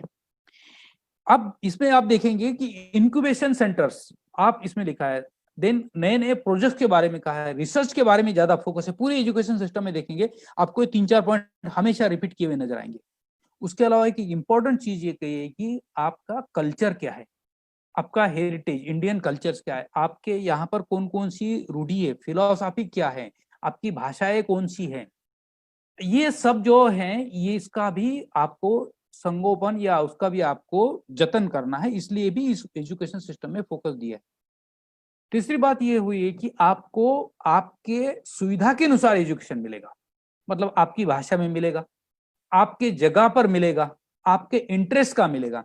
अभी इसमें एक इंपॉर्टेंट बात कहेगी, 2030 तक मतलब आज से 9 साल के बाद में हर एक डिस्ट्रिक्ट में एक, जैसा हमारा सिविल हॉस्पिटल्स बड़ा हॉस्पिटल्स है, उस तरह की एक मल्टी डिसिप्लिनरी यूनिवर्सिटी होगी कि आपके हर एक डिस्ट्रिक्ट में होगी, जिसमें सभी को एक्सेस होगा। अभी ऐसा हो रहा है कि आप जनरली डॉक्टर्स कितने लोग बनते हैं, या आप आईआईटीज आईआईएम में कितने लोग जाते हैं जो ऑर्डिनरी फैमिली से हैं, जो गरीब फैमिली से हैं। आप देखेंगे उसमें 90% लोग उसी लोग होंगे कि जो वेल टू डू फैमिली से हैं, जो यह अफोर्ड कर सकते हैं, जिनकी पेइंग कैपेसिटी ज्यादा है। इसका क्योंकि हमारा एजुकेशन, आप यहाँ पर देखेंगे प्राइवेटाइजेशन के ऊपर एजुकेशन पे फोकस इसमें कम है। आप ऑब्जर्व कीजिए, गवर्नमेंट ने ये कहा है government will increase the public spending in education. GDP का 6% तक हायर एजुकेशन पे खर्च करने का प्लान है, जो अभी 3% भी नहीं है। अभी आप अगर कहेंगे डबल आपको इसका एक्सपेंडिचर, जैसा पहले जीडीपी बढ़ रही है और उसका 6%, मतलब आप सोचिए कितना एजुकेशन लेवल पे खर्चा होगा। तो पब्लिक इंस्टीट्यूशन की ज्यादा यहाँ पर आपकी उपलब्धता होगी। दूसरा, रिसर्च की फैसिलिटी ज्यादा उपलब्ध। आप देखेंगे इसमें रिसर्च के ऊपर बहुत फोकस किया है हायर एजुकेशन में। यूनिवर्सिटी को भी 2 टाइप की यूनिवर्सिटी बनाने के लिए कहा गया है। एक कहा गया है कि आपकी रिसर्च इंटेंसिव यूनिवर्सिटी, और दूसरी एकेडमिक और टीचिंग इंटेंसिव यूनिवर्सिटीज। तो यूनिवर्सिटी भी 2 प्रकार की रहेगी, जिसमें ज्यादा एजुकेशन चलता है, रिसर्च तो होता ही है लेकिन ज्यादा एजुकेशन वो टीचिंग इंटेंसिव होगी, और दूसरी रिसर्च इंटेंसिव होगी। क्योंकि जब तक रिसर्च नहीं होगी, इनोवेशंस नहीं होगा, नहीं, आपको मार्केट में कोई प्रोडक्ट या कोई आइडियाज या कॉन्सेप्ट्स नहीं आएंगे तो आपके इकोनॉमी का भी, देश का भी विकास नहीं हो सकता। तो सिर्फ आपके लिए नहीं है, परंतु देश को आप क्या दे सकते हैं थ्रू एजुकेशन, इसमें भी वो फोकस किया हुआ है। तो इस एजुकेशन सिस्टम में रिसर्च के ऊपर फोकस किया है, इस एजुकेशन में इनोवेशन के ऊपर फोकस किया है, इस एजुकेशन नीति में, पॉलिसी में आपको गवर्नमेंट स्पेंडिंग के ऊपर फोकस किया है। तो हायर एजुकेशन जो है वो आपको ज्यादा से ज्यादा पब्लिक इंस्टीट्यूशन के थ्रू मिलेगा, जिसमें सबको इसमें एक्सेस होगा। आपको ज्यादा डॉक्टर्स क्रिएट किए जाएंगे। अभी ऐसा नहीं है कि भाई पब्लिक प्राइवेट बंद हो जाएगी, नो, क्योंकि आज आपके डॉक्टर्स की संख्या स्टूडेंट के, सॉरी, पेशेंट की संख्या से बाकी देशों से हम लोग 25% भी नहीं है, 10% भी नहीं है। आपके पास उतने डॉक्टर्स अवेलेबल नहीं है, हमारे पास उतने अच्छे इंजीनियर्स अवेलेबल नहीं। तो आपको डिमांड है, इतनी प्राइवेट संस्था तो है ही, परंतु आपको ये एक्सेस नहीं है बहुत सारे लोगों को। अभी एक मैं एग्जांपल देता हूं। आज अभी एक पेपर में न्यूज थी कि इस साल करीबन हमारे भारत में करीबन 40 लाख, सॉरी 40 लाख बच्चे जो हैं जो फर्स्ट टाइम ग्रेजुएशन करने जा रहे हैं, जिनको मतलब उनकी फैमिली में किसी ने ग्रेजुएशन नहीं किया था। उनको इसका रीजन क्या था? अभी फैमिली में नहीं, वो फर्स्ट टाइम 10वीं 12वीं कोई पढ़ लिया, ग्रेजुएशन के एडमिशन ही नहीं लिया था। उसके बहुत सारे रीजन है, इकोनॉमिक भी रीजन हो सकता है, सोशल भी हो सकता है, और सबसे इंपॉर्टेंट है they were not having access to higher education. उनको सिस्टम, क्योंकि ये बहुत एक्सेस ही नहीं था। हो सकता है अब जब हम पढ़ते थे तो मुझे पता है कि मेरे पास कॉलेज में पढ़ने जाने के लिए उस समय मुझे कम से कम 40 से 50 किलोमीटर दूर जाना पड़ता था। एक सिंपल एजुकेशन, मेडिकल या इंजीनियरिंग में जाना है तो आपको 100-200 किलोमीटर जाना पड़ता था। अभी भी कुछ रूरल एरियाज में, कुछ अदर स्टेट्स में ये पोजीशन है, तो एक्सेस नहीं था। इस सिस्टम में सर ने जैसा बोला समावेशी एजुकेशन, करेक्ट, इसमें इंक्लूसिव एजुकेशन, इसमें फोकस ज्यादा किया है। सभी को एक्सेस मिले, सभी को शिक्षण मिले, सभी को सुविधा मिले। और इसमें जो डाउन ट्रोडन लोग हैं, जो लोग एक्सक्लूडेड लोग हैं, जैसा गरीब लोग हो सकते हैं, इसमें सिर्फ ये, और इसमें खास तौर पर minority, SC, ST, economically backward, उनके लिए तो स्पेशल प्रोविजन है ही, परंतु साथ साथ जो एक्सेस, इनको फाइनेंशियली मॉनिटरी जिनके पास में कैपेसिटी नहीं है, उनके लिए भी स्पेशल प्रोविजन है एजुकेशन के लिए। किसी का मतलब पैसे के लिए किसी का एजुकेशन रुके, ये इस पॉलिसी में उसको ध्यान दिया गया है कि किसी को भी एजुकेशन से वंचित नहीं होना चाहिए। ये बहुत बड़ी बात इसने की है। और इसमें अगेन ये एक्सेस सबको मिलेगा, और 21st सेंचुरी के हिसाब से इनको क्या क्या रिक्वायरमेंट है उस हिसाब से एजुकेशन सिस्टम डेवलप होगी। फॉर एग्जाम्पल, कंप्लीट अपना सिलेबस जो है, सिलेबस रिवैम्पिंग होगा, जिसमें आपकी क्या रिक्वायरमेंट है उस हिसाब से इंस्टीट्यूशन को प्राधान्य दिया जाएगा, उसी को फ्रीडम दिया जाएगा, आप अपना सिलेबस डिजाइन कीजिए। फॉर एग्जाम्पल, आप सौराष्ट्र में जाते हैं तो वहां पर एक हो सकता है कि वहां उनको लगता है कि मगफड़ी के ऊपर आपको ग्राउंड नट्स हैं, उसके ऊपर कोई एजुकेशन सिस्टम। अभी आप सिंपल एग्जांपल देता हूं, हमारे यहाँ पर गुजरात में एक कहा जाता है कि ये सब एडवर्स सिचुएशन है, लेकिन जिस एरिया में एडवर्सिटी है उसी में हम ज्यादा डेवलप कर चुके हैं। जो उपलब्धता जिस चीज की है उसके ऊपर हमारा फोकस कम है। अभी आप देखिए, यहाँ पर कॉटन का प्रोडक्शन है, हाईएस्ट है यहाँ पर, जबकि एग्रीकल्चर लैंड की फर्टिलिटी उतनी अच्छी नहीं है। आप देखेंगे यहाँ पर ग्राउंड नट बहुत प्रोडक्शन होता है, लेकिन ऑयल मिल जो है, ऑयल मिल की संख्या बहुत कम। कॉटन जो है, कॉटन प्रेसिंग, जिनिंग जो है, वो सब ज्यादातर डिवाइडेड है। तो जिस एरिया में फोकस है तो उस एरिया का एजुकेशन सिस्टम, उस एरिया के सिलेबस डिजाइन कर सकते हैं। अभी समझो fruit processing college, fruit processing engineering, जैसा ना, be in food technology, food processing, cotton processing, oil seed processing, sugar processing, इस टाइप के कोर्सेज की गुजरात में डिमांड है, लेकिन कोई यहाँ पर चल नहीं रहा। तो ये एजुकेशन इंस्टीट्यूट को इसकी फ्रीडम मिलेगी, आपको जैसे ही एरियाज की डिमांड है उस तरह का आप सिलेबस डिजाइन कर सकते हो। इंस्टीट्यूशन को ऑटोनॉमी मिलेगी कि आप अपने हिसाब से डिग्री भी दे सकते हो। अभी ये जो एफिलिएटेड कॉन्सेप्ट है वो निकल जाएगा, कोई कॉलेज एफिलिएटेड नहीं होगा। अगले 15 सालों में सभी कॉलेज आइदर यूनिवर्सिटी बन जाएंगी या तो किसी के साथ मर्ज हो जाएंगे। ओके, ये आ जाएगा। छोटे छोटे कॉलेज जो हैं वो आजू बाजू के कॉलेज में उसका क्लस्टर बनेगा। आपने शायद सुना होगा, जम्मू कश्मीर में 2 यूनिवर्सिटी बनी, जम्मू क्लस्टर यूनिवर्सिटी और श्रीनगर क्लस्टर यूनिवर्सिटी। अब जितने कॉलेजेस है सभी को मिलाकर उन्होंने एक क्लस्टर बनाए। तो सेम कॉन्सेप्ट यहाँ पर यह है कि आपको ये जो कॉलेजेस है उनको भी ग्रेडेड ऑटोनॉमी मिलेगी, सबको नहीं। आपको उनका जो अभी जो कॉन्सेप्ट आ रहा है, नेक, पहले जो NAAC था अभी NAC आ गया, नेशनल एक्रेडिटेशन कमीशन। तो नेशनल एक्रेडिटेशन काउंसिल जो है वो उस कॉलेज को एक एक्रेडिटेशन देगी, और एक्रेडिटेशन समझो C ग्रेड है, तो C में से वो अगले ऑटोमेटिक काम करेगा तो B में जाएगा, B से फिर A में जाएगा, जब वो A ग्रेड में जाएगा तो उनको डिग्री देने की सुविधा मिलेगी, वो डिग्री दे सकेंगे। जितनी आपकी क्वालिटी होगी उस तरह के आपको फ्रीडम दिए जाएंगे, सिलेबस के फ्रीडम दिए जाएंगे, नया अगेन बहुत सारे कि आपको फॉरेन की कोलैबोरेशन के लिए आपको परमिशन मिलेगी, आपको स्टूडेंट या फैकल्टी एक्सचेंज, अभी फैकल्टी फॉरेन से लाना मना है तो आप फैकल्टी ला सकेंगे, अभी हमारे स्टूडेंट को कहीं पर भी भेज सकेंगे डायरेक्ट। अभी कोई यूनिवर्सिटी डायरेक्ट फॉरेन यूनिवर्सिटी के साथ कोलैबोरेशन भी नहीं कर सकती है, क्योंकि आपको यूजीसी से परमिशन लेनी पड़ेगी और इसके बाद आप उसके साथ कोलैबोरेशन करोगे। तो इसमें आपको ऑटोनॉमी मिलेगी, तो डायरेक्ट कॉलेज और यूनिवर्सिटी उनके साथ में MOU करके एग्रीमेंट करके वहां से फैकल्टी को बुलाया जाएगा, वहां के प्रोफेसर्स को बुलाया जाएगा, वहां के स्टूडेंट आएंगे, हमारे स्टूडेंट भी वहां एक सेमेस्टर के पढ़ने जा सकते हैं, वो उसका क्रेडिट ट्रांसफर होगा। तो इंटरनेशनलाइजेशन लेवल पे बहुत बड़ा फोकस होने वाला है। अभी इसमें अगेन ये है कि इंटरनेशनलाइजेशन लेवल पे कि जो टॉप 100 यूनिवर्सिटीज हैं वर्ल्ड की, उसमें से किसी को भी यहाँ अपनी ब्रांच ओपन करने की परमिशन इस नीति में दी हुई है। तो जो टॉप 100 है वर्ल्ड में, उसकी कई सारी ब्रांचेस आएगी यहाँ पर। जब वो आएगी तो हमारी क्वालिटी पे ऑटोमेटिक सुधारनी पड़ेगी, क्योंकि समझो यहाँ हार्वर्ड यूनिवर्सिटी आती है या कोई आपकी कोई US की कोई स्टैनफोर्ड यूनिवर्सिटी आती है, तो उसका क्वालिटी स्टैंडर्ड और हमारे क्वालिटी स्टैंडर्ड में आपको उसको मैच करना पड़ेगा। तो वो जब आएंगे तो हमारे यहाँ पर उन्हीं की जैसा यहाँ यूनिवर्सिटी बन गई गुजरात में, तो बांग्लादेश, श्रीलंका, भूटान, नेपाल, पाकिस्तान, सभी के लोग, पाकिस्तान को नहीं बाकी सभी कंट्रीज हैं, उनके लोगों को ये लगेगा कि भाई अगर यहाँ पर स्टैनफोर्ड यूनिवर्सिटी या हार्वर्ड यूनिवर्सिटी इंडिया में डिग्री दे रही है, वो स्टूडेंट यहाँ आएंगे, वो लोग UK US में नहीं जाएंगे। तो बेटर हमारे उसका बेनिफिट भी होगा, और हमारे यूनिवर्सिटीज को भी बाहर जाने की परमिशन लिखी। अगर आपके पास अपग्रेडेड स्टेटस NAC का है तो आप भी डायरेक्ट कोई भी दुनिया की कोई भी कंट्री में आप अपनी ब्रांचेस ओपन कर सकते हो और कोलैबोरेशन कर सकते हो। तो इंटरनेशनलाइजेशन पे यूनिवर्सिटीज को बहुत बड़ा बेनिफिट होने वाला है। फॉरेन के स्टूडेंट यहाँ पर बहुत सारे आएंगे, क्योंकि ये एक्रेडिटेशन के बाद में, ये एक्रेडिटेशन आएगा उसके बाद में फॉरेन स्टूडेंट को यहाँ एडमिशन लेने के लिए सुविधा ज्यादा होगी।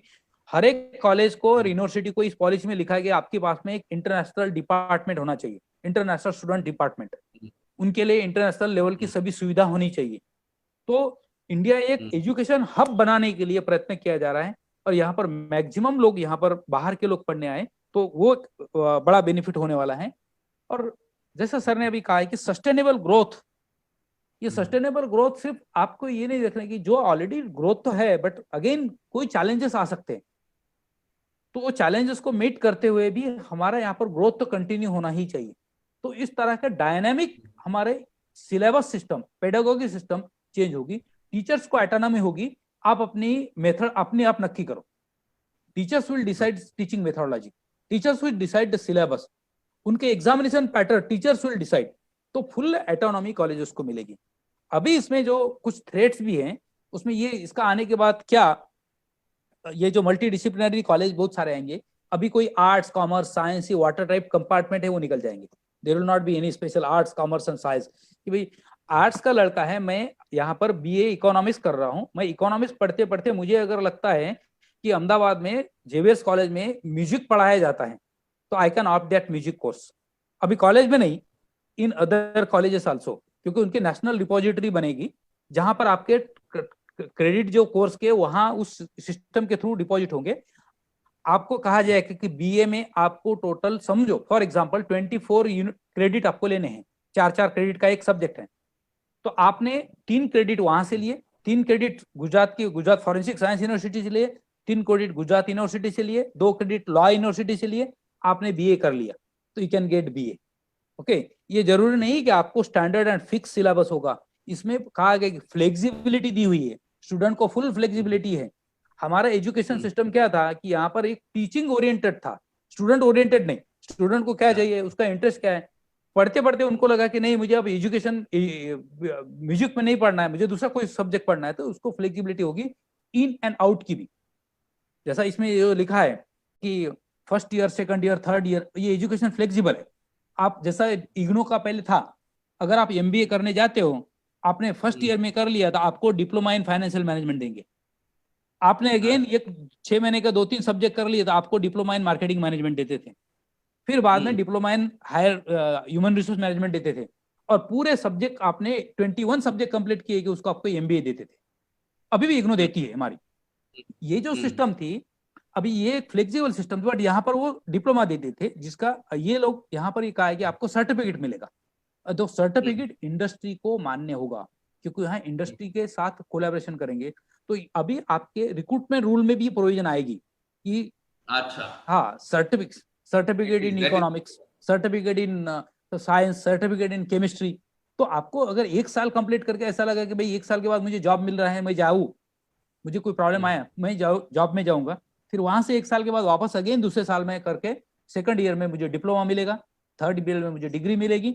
और ऐसा लगता है अभी उसके बाद 4th ईयर अगर मैं कंटिन्यू कर लेता हूं तो मुझे ऑनर्स की डिग्री मिलेगी। अच्छा, तो BCom honours, BA honours, BSc honours वो डिग्री मिलेगी। उसके बाद अगर 1 साल में एडिशनल कर लेता हूं तो मुझे 1 ही साल में हमें मास्टर डिग्री मिलेगी, जो अभी भी इंटीग्रेटेड कोर्स में मिलती है।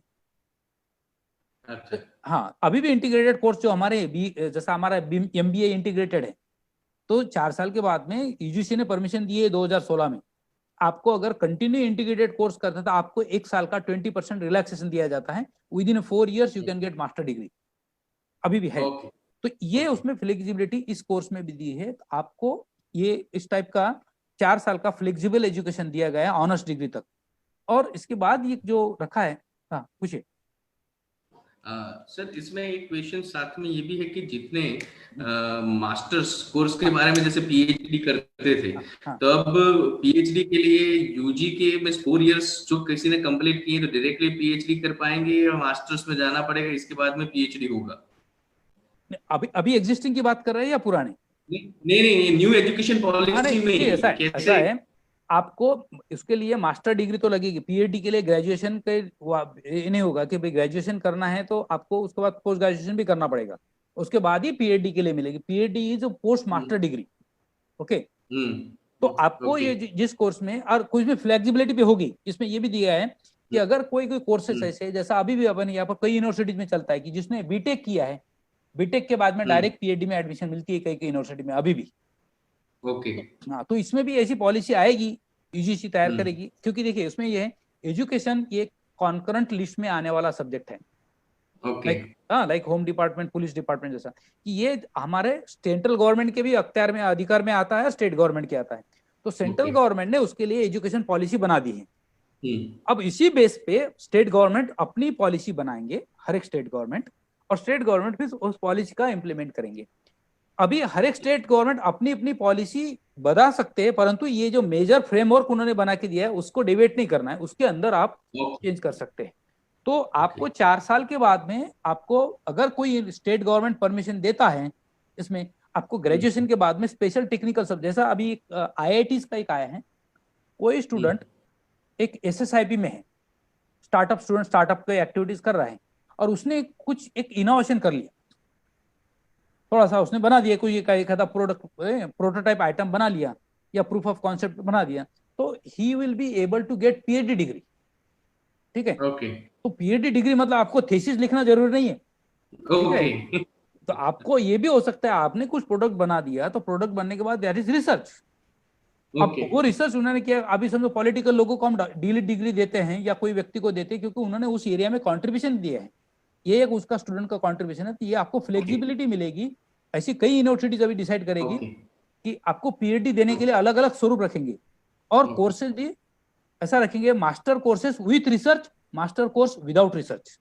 तो इसमें यूनिवर्सिटीज है, 2 टाइप की यूनिवर्सिटी, रिसर्च ओरिएंटेड यूनिवर्सिटी होगी, समझो एमफिल करते हो आप, या सॉरी एमएससी करते हो तो एमएससी विद रिसर्च, और कोई कोर्सेज ऐसे होंगे कि जो एमएससी विदाउट रिसर्च। और ओडीएल में ओपन एंड डिस्टेंस लर्निंग में फोकस ज्यादा किया है।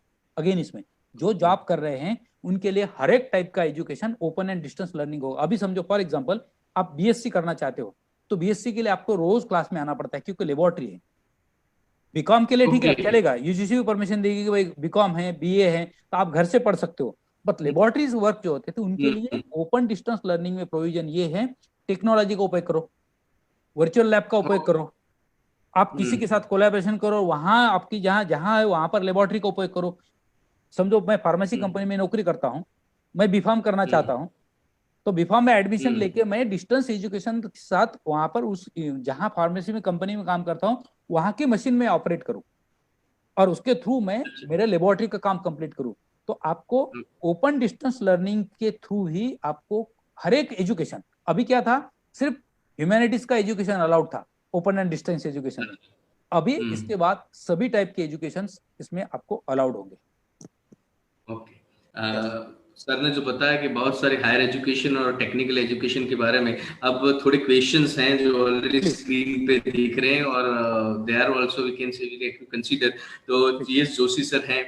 सर एक क्वेश्चन छोटा सा ये है कि બેઝિકલી કે જે પ્રી એજ્યુકેશન અને જે પ્રી સ્કૂલિંગ જે છે એ ગવર્મેન્ટ્સ હવે પોતાના હસ્તકથી ચલાવશે કે એમને પણ કોઈ ક્રાઇટેરિયન અત્યાર સુધી તો હતા નહીં, કારણ કે એ આપણે કમ્પલસરીમાં લીધું નહોતું કે પ્રી સ્કૂલ છે, પ્રી એજ્યુકેશન છે, નર્સરી છે, એને જુનિયર કેજી, સિનિયર કેજી, તો એના માટે કોઈ ગવર્મેન્ટ પોલિસીઝ વોટ તમારો વ્યૂ શું છે કે કેવી ઇન્સાઇટ રહેશે કે ક્યાંક ગવર્મેન્ટ પોલિસી આવશે કે એમને પણ ગવર્મેન્ટ પોતે ક્યાંક ઇન્ટરવેન્ટ કરશે અને એમના માટે પણ કોઈ સ્ટાન્ડર્ડ ફિક્સ થશે? શું માનવું છે? આપની ઇન્સાઇટ લઈશું સર. જોશી સર. અત્યાર સુધી હા સર. ભાઈ બહુ સરસ સવાલ છે. અત્યાર સુધી પ્રી સ્કૂલિંગ માટે કોઈ ચોક્કસ રેગ્યુલેટરી ફ્રેમવર્ક ન હતું. હવે ચોક્કસ બનશે અને નેશનલ લેવલથી જ બનશે અને સ્ટેટ ફોલો કરશે મોટે ભાગે. પરંતુ આપણે સમજવાનું એ છે કે એનું યુનિવર્સલાઇઝેશન કરવાનું છે, એટલે કે એનું સાર્વત્રિકીકરણ 100% બાળકો અત્યારે સીધું આપણે પહેલામાં એડમિશન આપતા હતા કશું ના કર્યું હોય તો પણ, તો હવે એ પહેલા 3 વર્ષનું એનો અભ્યાસ થાય પૂર્વ પ્રાથમિકનો કોઈને કોઈ રીતે સુનિશ્ચિત કરાશે એવું દેખાઈ રહ્યું છે અને એને માટેનું ફ્રેમવર્ક પણ બનશે.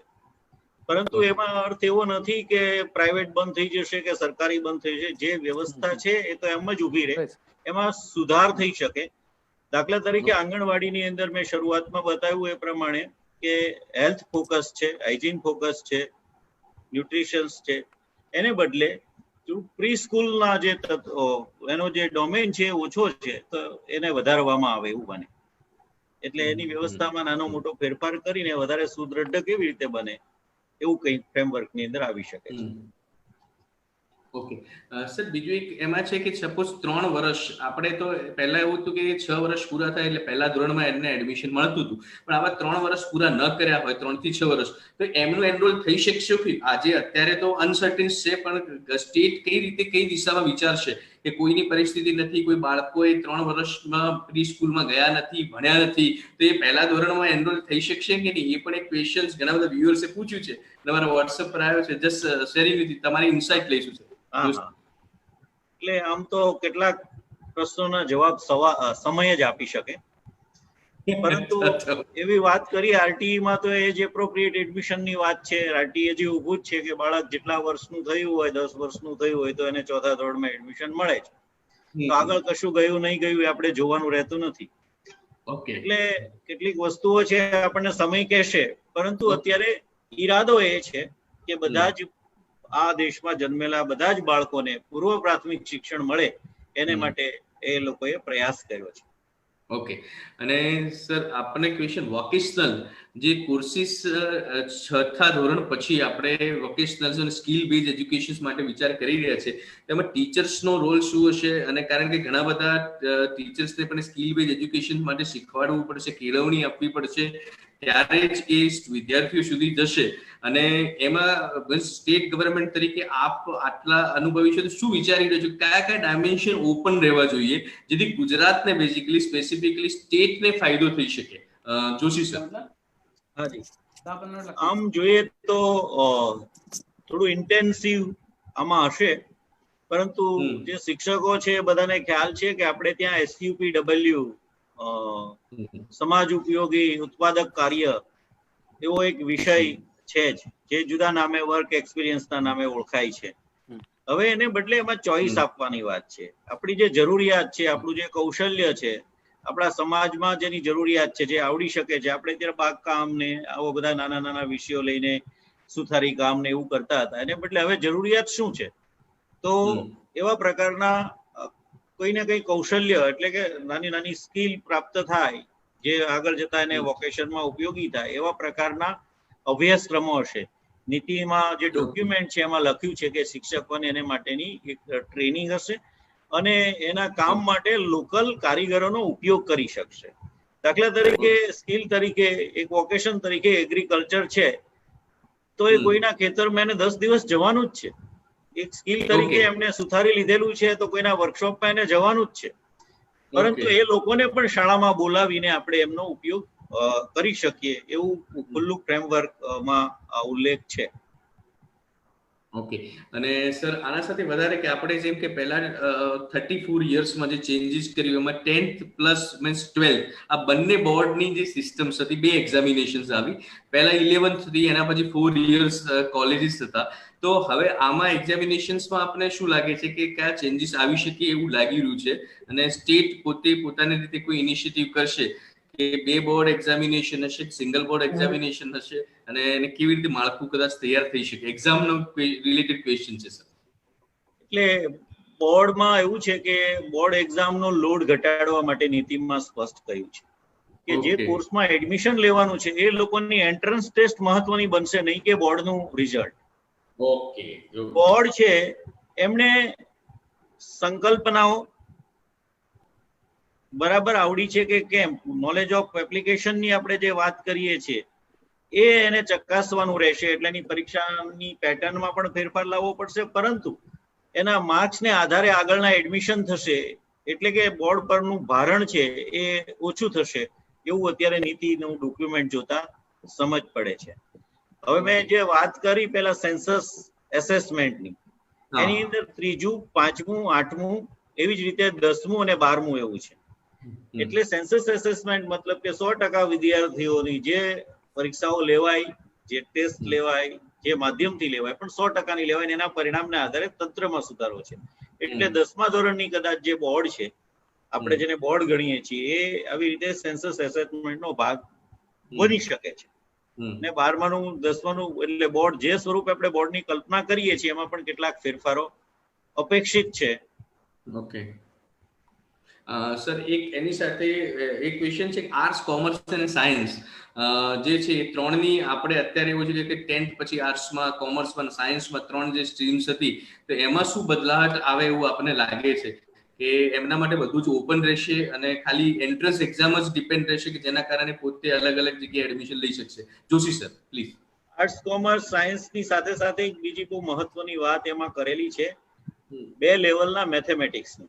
એવી રીતે 2 લેવલના દરેક વિષયની વિદ્યાર્થીઓના લેવલ પ્રમાણે એ પસંદ કરી શકે, એક્ઝામ આપી શકે. એટલે એક સ્ટાન્ડર્ડ છે ને એક અપર છે. અત્યારે મેથેમેટિક્સ છે એમાંથી કેટલોક ભાગ છે એ ભણી શકે, અથવા 2 મેથેમેટિક્સ જ અલગથી આવી શકે એવું પણ બની શકે. તમે વાત કરો છો આર્ટ્સ, કોમર્સ, સાયન્સમાં, તો એવું બની શકે કે અર્થશાસ્ત્રની સાથે એ કઈ મેથેમેટિક્સ પણ રાખી શકે અને સંગીત પણ રાખી શકે. એવા પ્રકારનું ઓપન ફ્રેમવર્ક છે એવું સમજાઈ રહ્યું છે. પરંતુ એને માટે સ્ટ્રક્ચરની અંદર ઘણા બધા ફેરફાર કરવા જોઈએ. ઓકે.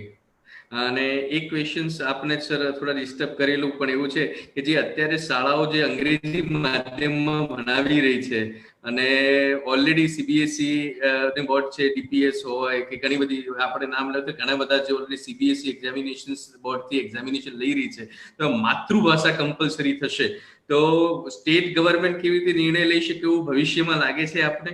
અને શું આપણો પર્સનલ વ્યૂ શું છે કે શું જે ગવર્મેન્ટ છે કહ્યું છે સેન્ટ્રલ ગવર્મેન્ટ એ ઇમ્પ્લિમેન્ટ એક્ઝેક્ટલી કરી લેવામાં આવશે કે 1 થી 5 ધોરણ ખાલી માતૃભાષામાં જ ભણાવી શકાશે અને પછી આગળ વિષય પ્રમાણે ઇંગ્લિશ કે ગુજરાતી જે અલગ અલગ છે એ ભાષામાં ભણાવાશે? જોશી સર. એટલે વિષય તરીકે તો ગુજરાતી વિષય આપણા રાજ્યમાં આપણે ફરજિયાત કર્યો છે. અત્યારે 3જા અને 4થા ધોરણ સુધી એની શરૂઆત પણ થઈ છે. કોઈ પણ મીડિયમની સ્કૂલ હોય, ઇંગ્લિશ મીડિયમ એવું નહીં, ઉર્દુ મીડિયમ હોય તો પણ અને હિન્દી મીડિયમ હોય તો પણ, તો એ જે તે રાજ્યમાં જે તે ભાષા ભણાવી એવું તો બહુ બધા સ્ટેટમાં ચાલે છે. આપણે ત્યાં પણ એમનો અમલ શરૂ થયો છે. સવાલ છે મીડિયમ ઓફ ઇન્સ્ટ્રક્શનનો. ઓકે. તો બાળકના વિકાસ માટે અત્યંત જરૂરી છે. બાકી તો આગળ નીતિમાં જેવા પ્રકારના નિર્દેશો મળશે, આ એક સિમ્પલી ડોક્યુમેન્ટ છે. પેલું ડોક્યુમેન્ટને આધારે જુદા જુદા ફોકસ ગ્રુપ ને એવું બની શકે અને એને આધારે આગળની રાજ્ય સરકાર પણ નિર્ણય લઈ શકે. સરે જે બતાવ્યું ને નેશનલ કરિક્યુલમ ફ્રેમવર્ક, આ નેશનલ પોલિસી ને આધારે સ્ટેટ પણ પોતાની પોલિસી નક્કી કરે.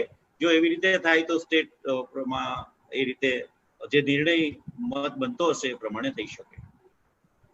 ઓકે, એટલે જે દર્શક મિત્રો જોઈ રહ્યા છે કે સરે એટલી સરસ રીતે આપને સુધી ટેકનિકલ માહિતી બહુ સરળ શબ્દોમાં પહોંચાડી છે.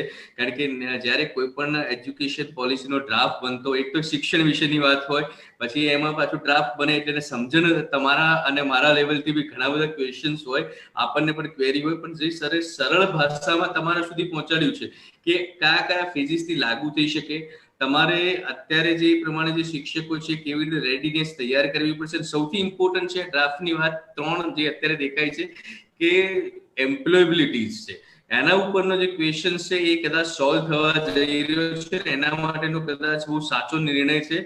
કારણ કે જે વિદ્યાર્થીઓ વોકેશનલ અને સ્કિલ ડેવલપમેન્ટ જે કોર્સિસ કરશે 6 સ્ટેન્ડર્ડ થી, એ લોકો એમાં તૈયાર થશે. તો એમના માટે ઓપન પ્લેટફોર્મ રાખવું છે. જુનારે સરે જે પ્રમાણે વાત કરી કે સ્ટુડન્ટ ઓરિએન્ટેડ આખી જે શિક્ષણ નીતિ હવે જે તૈયાર થવામાં આવી છે, તો સર को भी एक क्वेश्चन है सर हायर एजुकेशन में अब जितने 2-3 क्वेश्चंस हम ले लेते हैं और लास्ट में व्यूअर्स के क्वेश्चंस.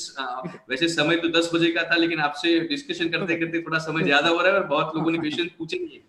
तो सर एक क्वेश्चन ये था कि जितने अभी कॉलेजेस में बच्चे पढ़ रहे हैं, तो ये इम्प्लीमेंटेशन नेक्स्ट ईयर हो सकता है कि उसके बाद में हो सकता है, 2-3 साल और लगेंगे स्टेट गवर्नमेंट में? क्योंकि क्वेश्चन अभी सबके दिमाग में कि चलो ड्राफ्ट तो 27 सितंबर को, ये मींस जुलाई को हो गया, लेकिन अब कब ये इंप्लीमेंट हो जाएगा सर? ये बड़ा प्रश्न है. और एक कहूँ कि अभी तो ये एक पॉलिसी डॉक्यूमेंट्स आया है, ठीक है. ये पॉलिसी डॉक्यूमेंट्स के बाद में जैसा सर ने कहा है कि हर एक स्टेट गवर्नमेंट अपने लेवल पे एक फोकस ग्रुप अलग अलग सब्जेक्ट में बनाएंगे. उसके बाद में ये फेज मैनर में लागू होगा, एक साथ नहीं हो सकता है. पूरी एजुकेशन सिस्टम इमीडिएटली नहीं बंद हो सकती है. उसके लिए अलग अलग पार्ट्स करेंगे. कौन सा पार्ट्स प्रायोरिटी का है, कौन सा सिंपल है, कौन सा इजी है, कौन सा डिले कर सकते हैं, उस टाइप का वो लिस्ट बनाएंगे. फॉर एग्जांपल इसमें रिफॉर्म्स करेंगे. एक होगा कि समझो एक सिलेबस पार्ट, एक दूसरा होगा टीचिंग पेडागॉजी के ऊपर होगा, तीसरा एग्जामिनेशन के पार्ट पे ऊपर होगा, चौथा टीचर डेवलपमेंट के ऊपर होगा, ठीक है, पांचवा इंफ्रास्ट्रक्चर के ऊपर होगा, और 6 एजुकेशन सिस्टम ऑनलाइन रखनी क्या रखनी. ये 6 पार्ट इस एजुकेशन सिस्टम में आते हैं. अब इसमें एक एक पार्ट वो लेंगे. अब ये 6 पार्ट तो आ गए हैं ओरल. फिर अगेन प्राइमरी एजुकेशन अलग, हायर एजुकेशन अलग. तो प्राइमरी एजुकेशन में पहले लागू करेंगे, उसके लिए पैरेलल साथ में क्योंकि वो चलेगा, क्योंकि प्राइमरी के ऊपर ही डिपेंडेंट है हायर एजुकेशन. अब इसमें ये लिखा है कि there will be integrity of pedagogy. जो प्राइमरी लेवल पे बच्चों को पढ़ाए हैं उसका ही इंटीग्रेशन आगे होगा. ऐसा नहीं कि वो बच्चों को, तो ये आपको one level by level, step by step जाना पड़ेगा.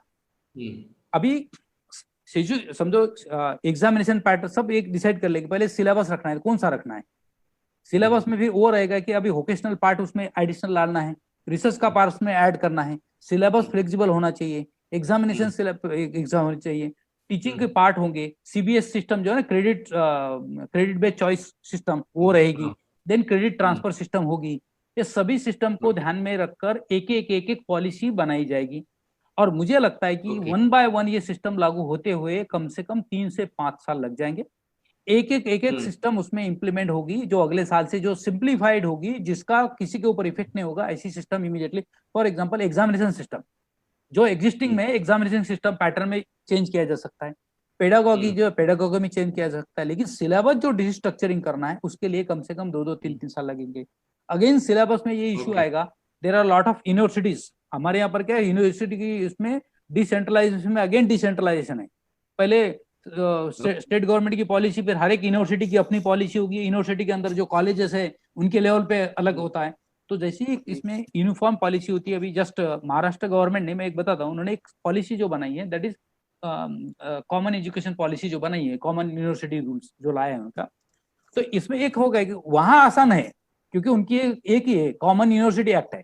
तो पूरे स्टेट में एक ही एक्ट है, पूरे यूनिवर्सिटी एक सही सिस्टम चल रही है, तो वहां इंप्लीमेंट करने के लिए आसानी रहेगी. बट बाकी states, all state including Gujarat, यहाँ पर इम्प्लीमेंट करने के लिए बहुत प्लानिंग की जरूरत है। और इसके स्लोली वन बाय वन करते करते इसको कम से कम 5 साल तक मुझे लगता है कि पूरी सिस्टम इम्प्लीमेंट होने में लग जाएंगे। इससे पहले ये पॉसिबल ही नहीं है, क्योंकि पूरी जो सिस्टम, क्योंकि उसमें एक जो आमूलाग्र परिवर्तन है और ड्रास्टिक, मतलब यू टर्न है कंप्लीट इसमें जो सिस्टम है। तो ये सिलेबस भले ही वो रहेगा, लेकिन उसके पूरी रिस्ट्रक्चरिंग करनी पड़ेगी, examination pattern, teaching methodology, then again आपको वोकेशनल पार्ट डालना, फ्लेक्सिबिलिटी देना, तो आपको चॉइस बेस रखना, इसमें टाइम लगेगा ही। तो अभी जो 2021 चल रहा है, तो 2025 तक मुझे लगता है ये पूरी सिस्टम लागू होगी वन बाय वन।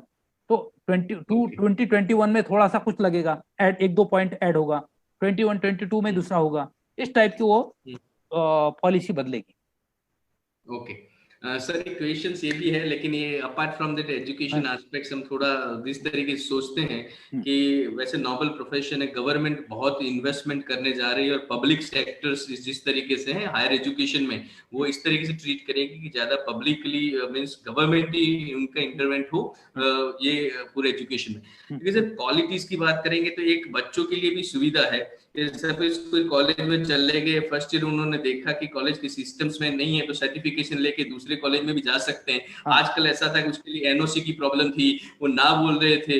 अब तो ये शायद ऐसा है कि पूरा सिस्टम इसी तरीके से ओपन हो जाएगा कि एक यूनिवर्सिटी पढ़ने के बाद बच्चे दूसरी यूनिवर्सिटी में जाएगा। तो क्वालिटीज का जो हम एज ए बिजनेस एस्पेक्ट से जो पढ़ाते थे मैनेजमेंट में कि क्वालिटीज इंप्रूवमेंट और अदर मोनोपोलिस्टिक कंपटीशन, तो इसका कैसा रोल आप देख रहे हैं सर, कि what would be the role of that, कि क्वालिटी की क्वांटिटी की जो आज डिस्कशन है उसमें क्वालिटी बेस्ड जरूर जा रहा है, तो बहुत बढ़िया डिसीजन है, लेकिन आपके व्यूज चाहिए सर प्लीज।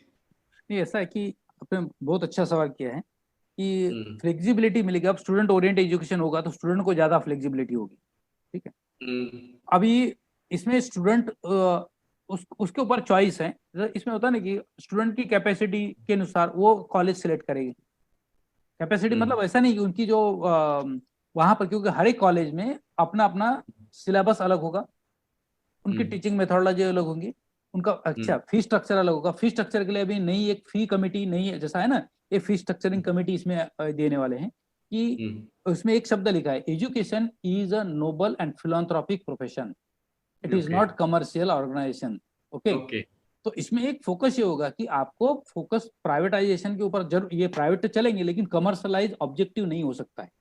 तो फी स्टैंडर्ड करने के लिए, फी डिसाइड नक्की करने के लिए उसमें एक मैकेनिज्म आएगा, वो भी एक पार्ट है इसका। दूसरा इसमें आएगा कि जैसा रिजर्व बैंकों में बैंक ने किया है कि हर एक बैंक में एक इंडिपेंडेंट डायरेक्टर होता है, जैसा कंपनी में भी इंडिपेंडेंट डायरेक्टर होता है। तो यहाँ पर जो प्राइवेट कॉलेजेस है उनका बोर्ड ऑफ गवर्नर्स है, उसमें भी मेंबर्स इंडिपेंडेंट गवर्नमेंट द्वारा मान्य वो इसमें रहेंगे, ताकि वो पॉलिसी फ्रेम कर सके। तो बीओजी जो एक प्रोफेशनल उसमें मेंबर्स होंगे, तो प्रोफेशनल बॉडी लिखा है, अब किस तरह से करते हैं दैट इज गवर्नमेंट पॉलिसी का मैटर है, बट होगा जरूर, ताकि उसमें क्वालिटी मेंटेन करने के लिए वो एडवाइजर उस तरह के लोग रहेंगे। और आपकी क्वालिटी जिस तरह से रहेगी उस तरह से आपको ग्रेड मिलेगा एक्रेडिटेशन का, उस हिसाब से आपके पास स्टूडेंट आएंगे। आपका ग्रेड नीचे तो लोग आपके पास क्यों आएंगे? तो आपकी जो उसमें लेकिन आपको सभी ए बी सी आप ये नहीं निकाल सकते हो मार्केट से। सी ग्रेड की, जैसे सर ने कहा है, अभी भी सीबीएसई में 2 टाइप का सिलेबस होता है, 3 टाइप का। आपको इंग्लिश का बुक होगा या साइंस का बुक होगा, उसके ए ग्रेड भी है, बी ग्रेड भी है, सी ग्रेड भी होगा। तो आपके जो कॉलेज की कैपेसिटी, कॉलेज की लेवल, उस हिसाब से आपको सभी तरह के लोग मिलेंगे। हाँ, जब तक ट्रांसफर का सवाल है, ये उसमें भी मैकेनिज्म आएगा। ऐसा नहीं है कि मैं यहाँ पढ़ रहा हूँ, कल मैं तमिलनाडु में जा रहा हूँ, उसके लिए कुछ मैकेनिज्म होगा, कुछ रीजन पूछे जाएंगे क्यों जा रहे हैं, ठीक है। अब बीच में से जाने के लिए उसके लिए कुछ प्रोसीजर होगी, बट ये फ्लेक्सिबिलिटी जरूर है। अभी अगर कोई पेरेंट्स बिहार में नौकरी कर रहे हैं, अगले साल उस बेटे की यहाँ पर बाप पिताजी की ट्रांसफर होती है, वो फर्स्ट ईयर में था, अब सेकंड ईयर में इनको यहाँ ट्रांसफर नहीं मिलती है, क्योंकि अलाउड नहीं होता कि यूनिवर्सिटी चेंज नहीं हो सकती है। उदिन गुजरात हम करते हैं, यहाँ पर वो भी जीटीयू में कॉलेज होते हैं, यूनिवर्सिटी चेंज नहीं होती। तो वो इसमें फ्लेक्सिबिलिटी दी हुई है कि स्टूडेंट अपना कॉलेज भी बदल सकता है, यूनिवर्सिटी भी बदल सकते हैं, ऑल इंडिया में कहीं पर भी जा सकते हैं। तो क्वालिटी ठीक रहेगा, क्वालिटी जिसकी अच्छी है वहां स्टूडेंट आएंगे, नहीं है तो कॉलेज नहीं है तो स्टूडेंट नहीं आएंगे। ઓકે સર વૈસે તો બહુ ડિસ્કશન ઘણું બધું લાંબુ ચાલી શકે એમ છે, એટલા બધા ક્વેશ્ચન્સ છે, પણ ઘણા બધાની રિક્વેસ્ટ છે વ્યુઅર્સની, એટલે મેં એમ કહ્યું છે કે સર યહી સેમ એપિસોડ જો સરની રિક્વેસ્ટ હોય, એમની પાસે સમય હોય તો નેક્સ્ટ સન્ડે પણ જો સર અવેલેબલ હોય તો મેં એમને કહ્યું છે કે વિલ સી, એ અમે ફોન પર વાત કરીને પૂછીશું, અને ઘણા બધા ક્વેશ્ચન્સ એમને પૂછ્યા છે અને એના જવાબ પણ જો મળી શકતા હોય, અને એમાં પોઝિટિવ क्वेश्चंस છે એમના કે એમાં શું क्वेश्चन છે, तो सर जो आप देख लीजिए, और कुछ भी मीन्स જોશી સર ને પણ વિનંતી છે અને બીજા પણ જે કોઈ એક્સપર્ટ જોડાશે તો નેક્સ્ટ સન્ડે પણ આ જ જે એજ્યુકેશન ન્યૂ એજ્યુકેશન પોલિસી છે એની ઉપર વાત કરી શકાય, કારણ કે પ્રશ્નો સર બહુ બધા છે અને એમાં ઘણા બધા પ્રશ્નો એવા છે કે જે જોશી સરે બહુ સરસ રીતે જે એડ્રેસ કર્યા છે, પણ એમાંથી ક્યાંક એમને ક્વેરી થઈ છે, પૂછ્યું છે, તો શું સર સમય હશે તો નેક્સ્ટ પણ વિલ કન્ટિન્યુ વિથ ધેટ, એ અમે ફોન પર સર સાથે વાત થશે, એમની કન્સેન્ટ મળશે જુનારે સર અને જીએસ જોશી સરની, ત્યારે પછી અમે કન્ટિન્યુઅસ કરશું. આ સેશનને કન્ક્લુડ અત્યારે કહીએ છીએ. તમારા બધા પ્રશ્નો અહીંયા છે જ, મારા ફેસબુક પર છે, સર પણ જોશે અને પછી આપણે એકાદ કલાકની ડિસ્કશન જે તમારા ક્વેશ્ચન સાથેની છે એ બધા વ્યુઅર્સની આપણે લઈ શકીશું. તો અત્યારે છેલ્લે કન્ક્લુડ કરીએ છીએ session. I ask to them, હું એમને રિક્વેસ્ટ કરીશ, અને ઇઝ ઇટ પોસિબલ તો ડેફિનેટલી સરની કન્સેન્ટ હશે તો નેક્સ્ટ તમારા પ્રશ્નો સાથે નેક્સ્ટ સન્ડે આપણે ડિસ્કશન કરી શકીશું. ત્યાર સુધી આજનું સેશન કન્ક્લુડ કરીએ છીએ. તો જોશી સર, રિક્વેસ્ટ છે આપને, ટીએસ જોશી સર, પ્લીઝ આજનું સેશન કન્ક્લુડ કરીએ, પછી આપની અનુકૂળતા હશે એ પ્રમાણે વિલ ડિસ્કસ, અને જુનારે સરની જોડે વાત કરીને પછી આગળ નેક્સ્ટ સન્ડે માટેનું પ્લાન અને અહીંયાથી જાહેર કરીશું. Sir Joshi sir please. Okay, thank you. મળીએ. ઓકે, જોઈ લેશું, આવતા રવિવારે અનુકૂળતા હશે તો ચોક્કસ પાછા જોડાઈશું. અત્યારે તો કઈ દેખાતું નથી બીજો કોઈ પ્રોગ્રામ હોય એવું, પણ છતાંય વાત કરી લેશું 2-4 દિવસમાં. Okay, Junari sir please. हाँ, अभी जैसे जोशी सर ने कहा है कि हम लोग नेक्स्ट संडे में मिलेंगे, लेकिन आज का जो हमारा एपिसोड रहा है, इस एपिसोड में बहुत बड़ी सर ने एक बार चौखट कर दिए हैं गुजराती भाषा में, और सबको हमारे जो सवाल थे उसका निराकरण भी हुआ होगा. जैसा मैंने कहा कि ये जो एजुकेशन पॉलिसी में पर्टिकुलरली 5-7 पॉइंट्स के ऊपर जो फोकस किया है, आप देखेंगे इसमें सबसे पहले देखा है कि एजुकेशन सिस्टम ये एक नीड ओरिएंटेड है, कि जो रिक्वायरमेंट है उसके अनुसार एजुकेशन रहेगा.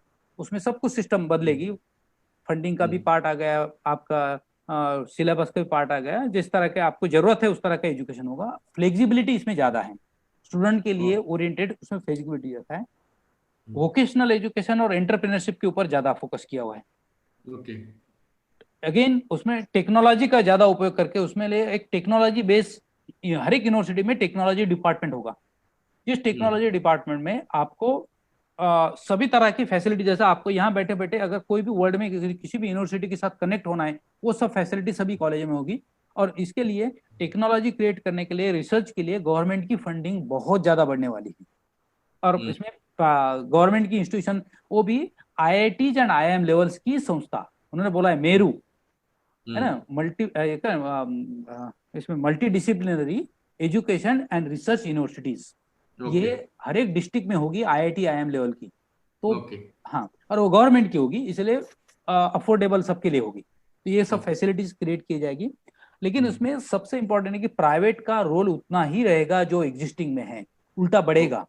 इसमें कोलैबोरेशन, इसमें ये होगा कि छोटी छोटी संस्था को इतना रहेगा कि आप अपने आप की क्वालिटी, इसके लिए संख्या की ये नहीं है, मर्यादा नहीं है, आप अपना स्पेशलाइज एजुकेशन करो तो आपको यूनिवर्सिटी का स्टेटस मिल जाएगा, you can award the degrees.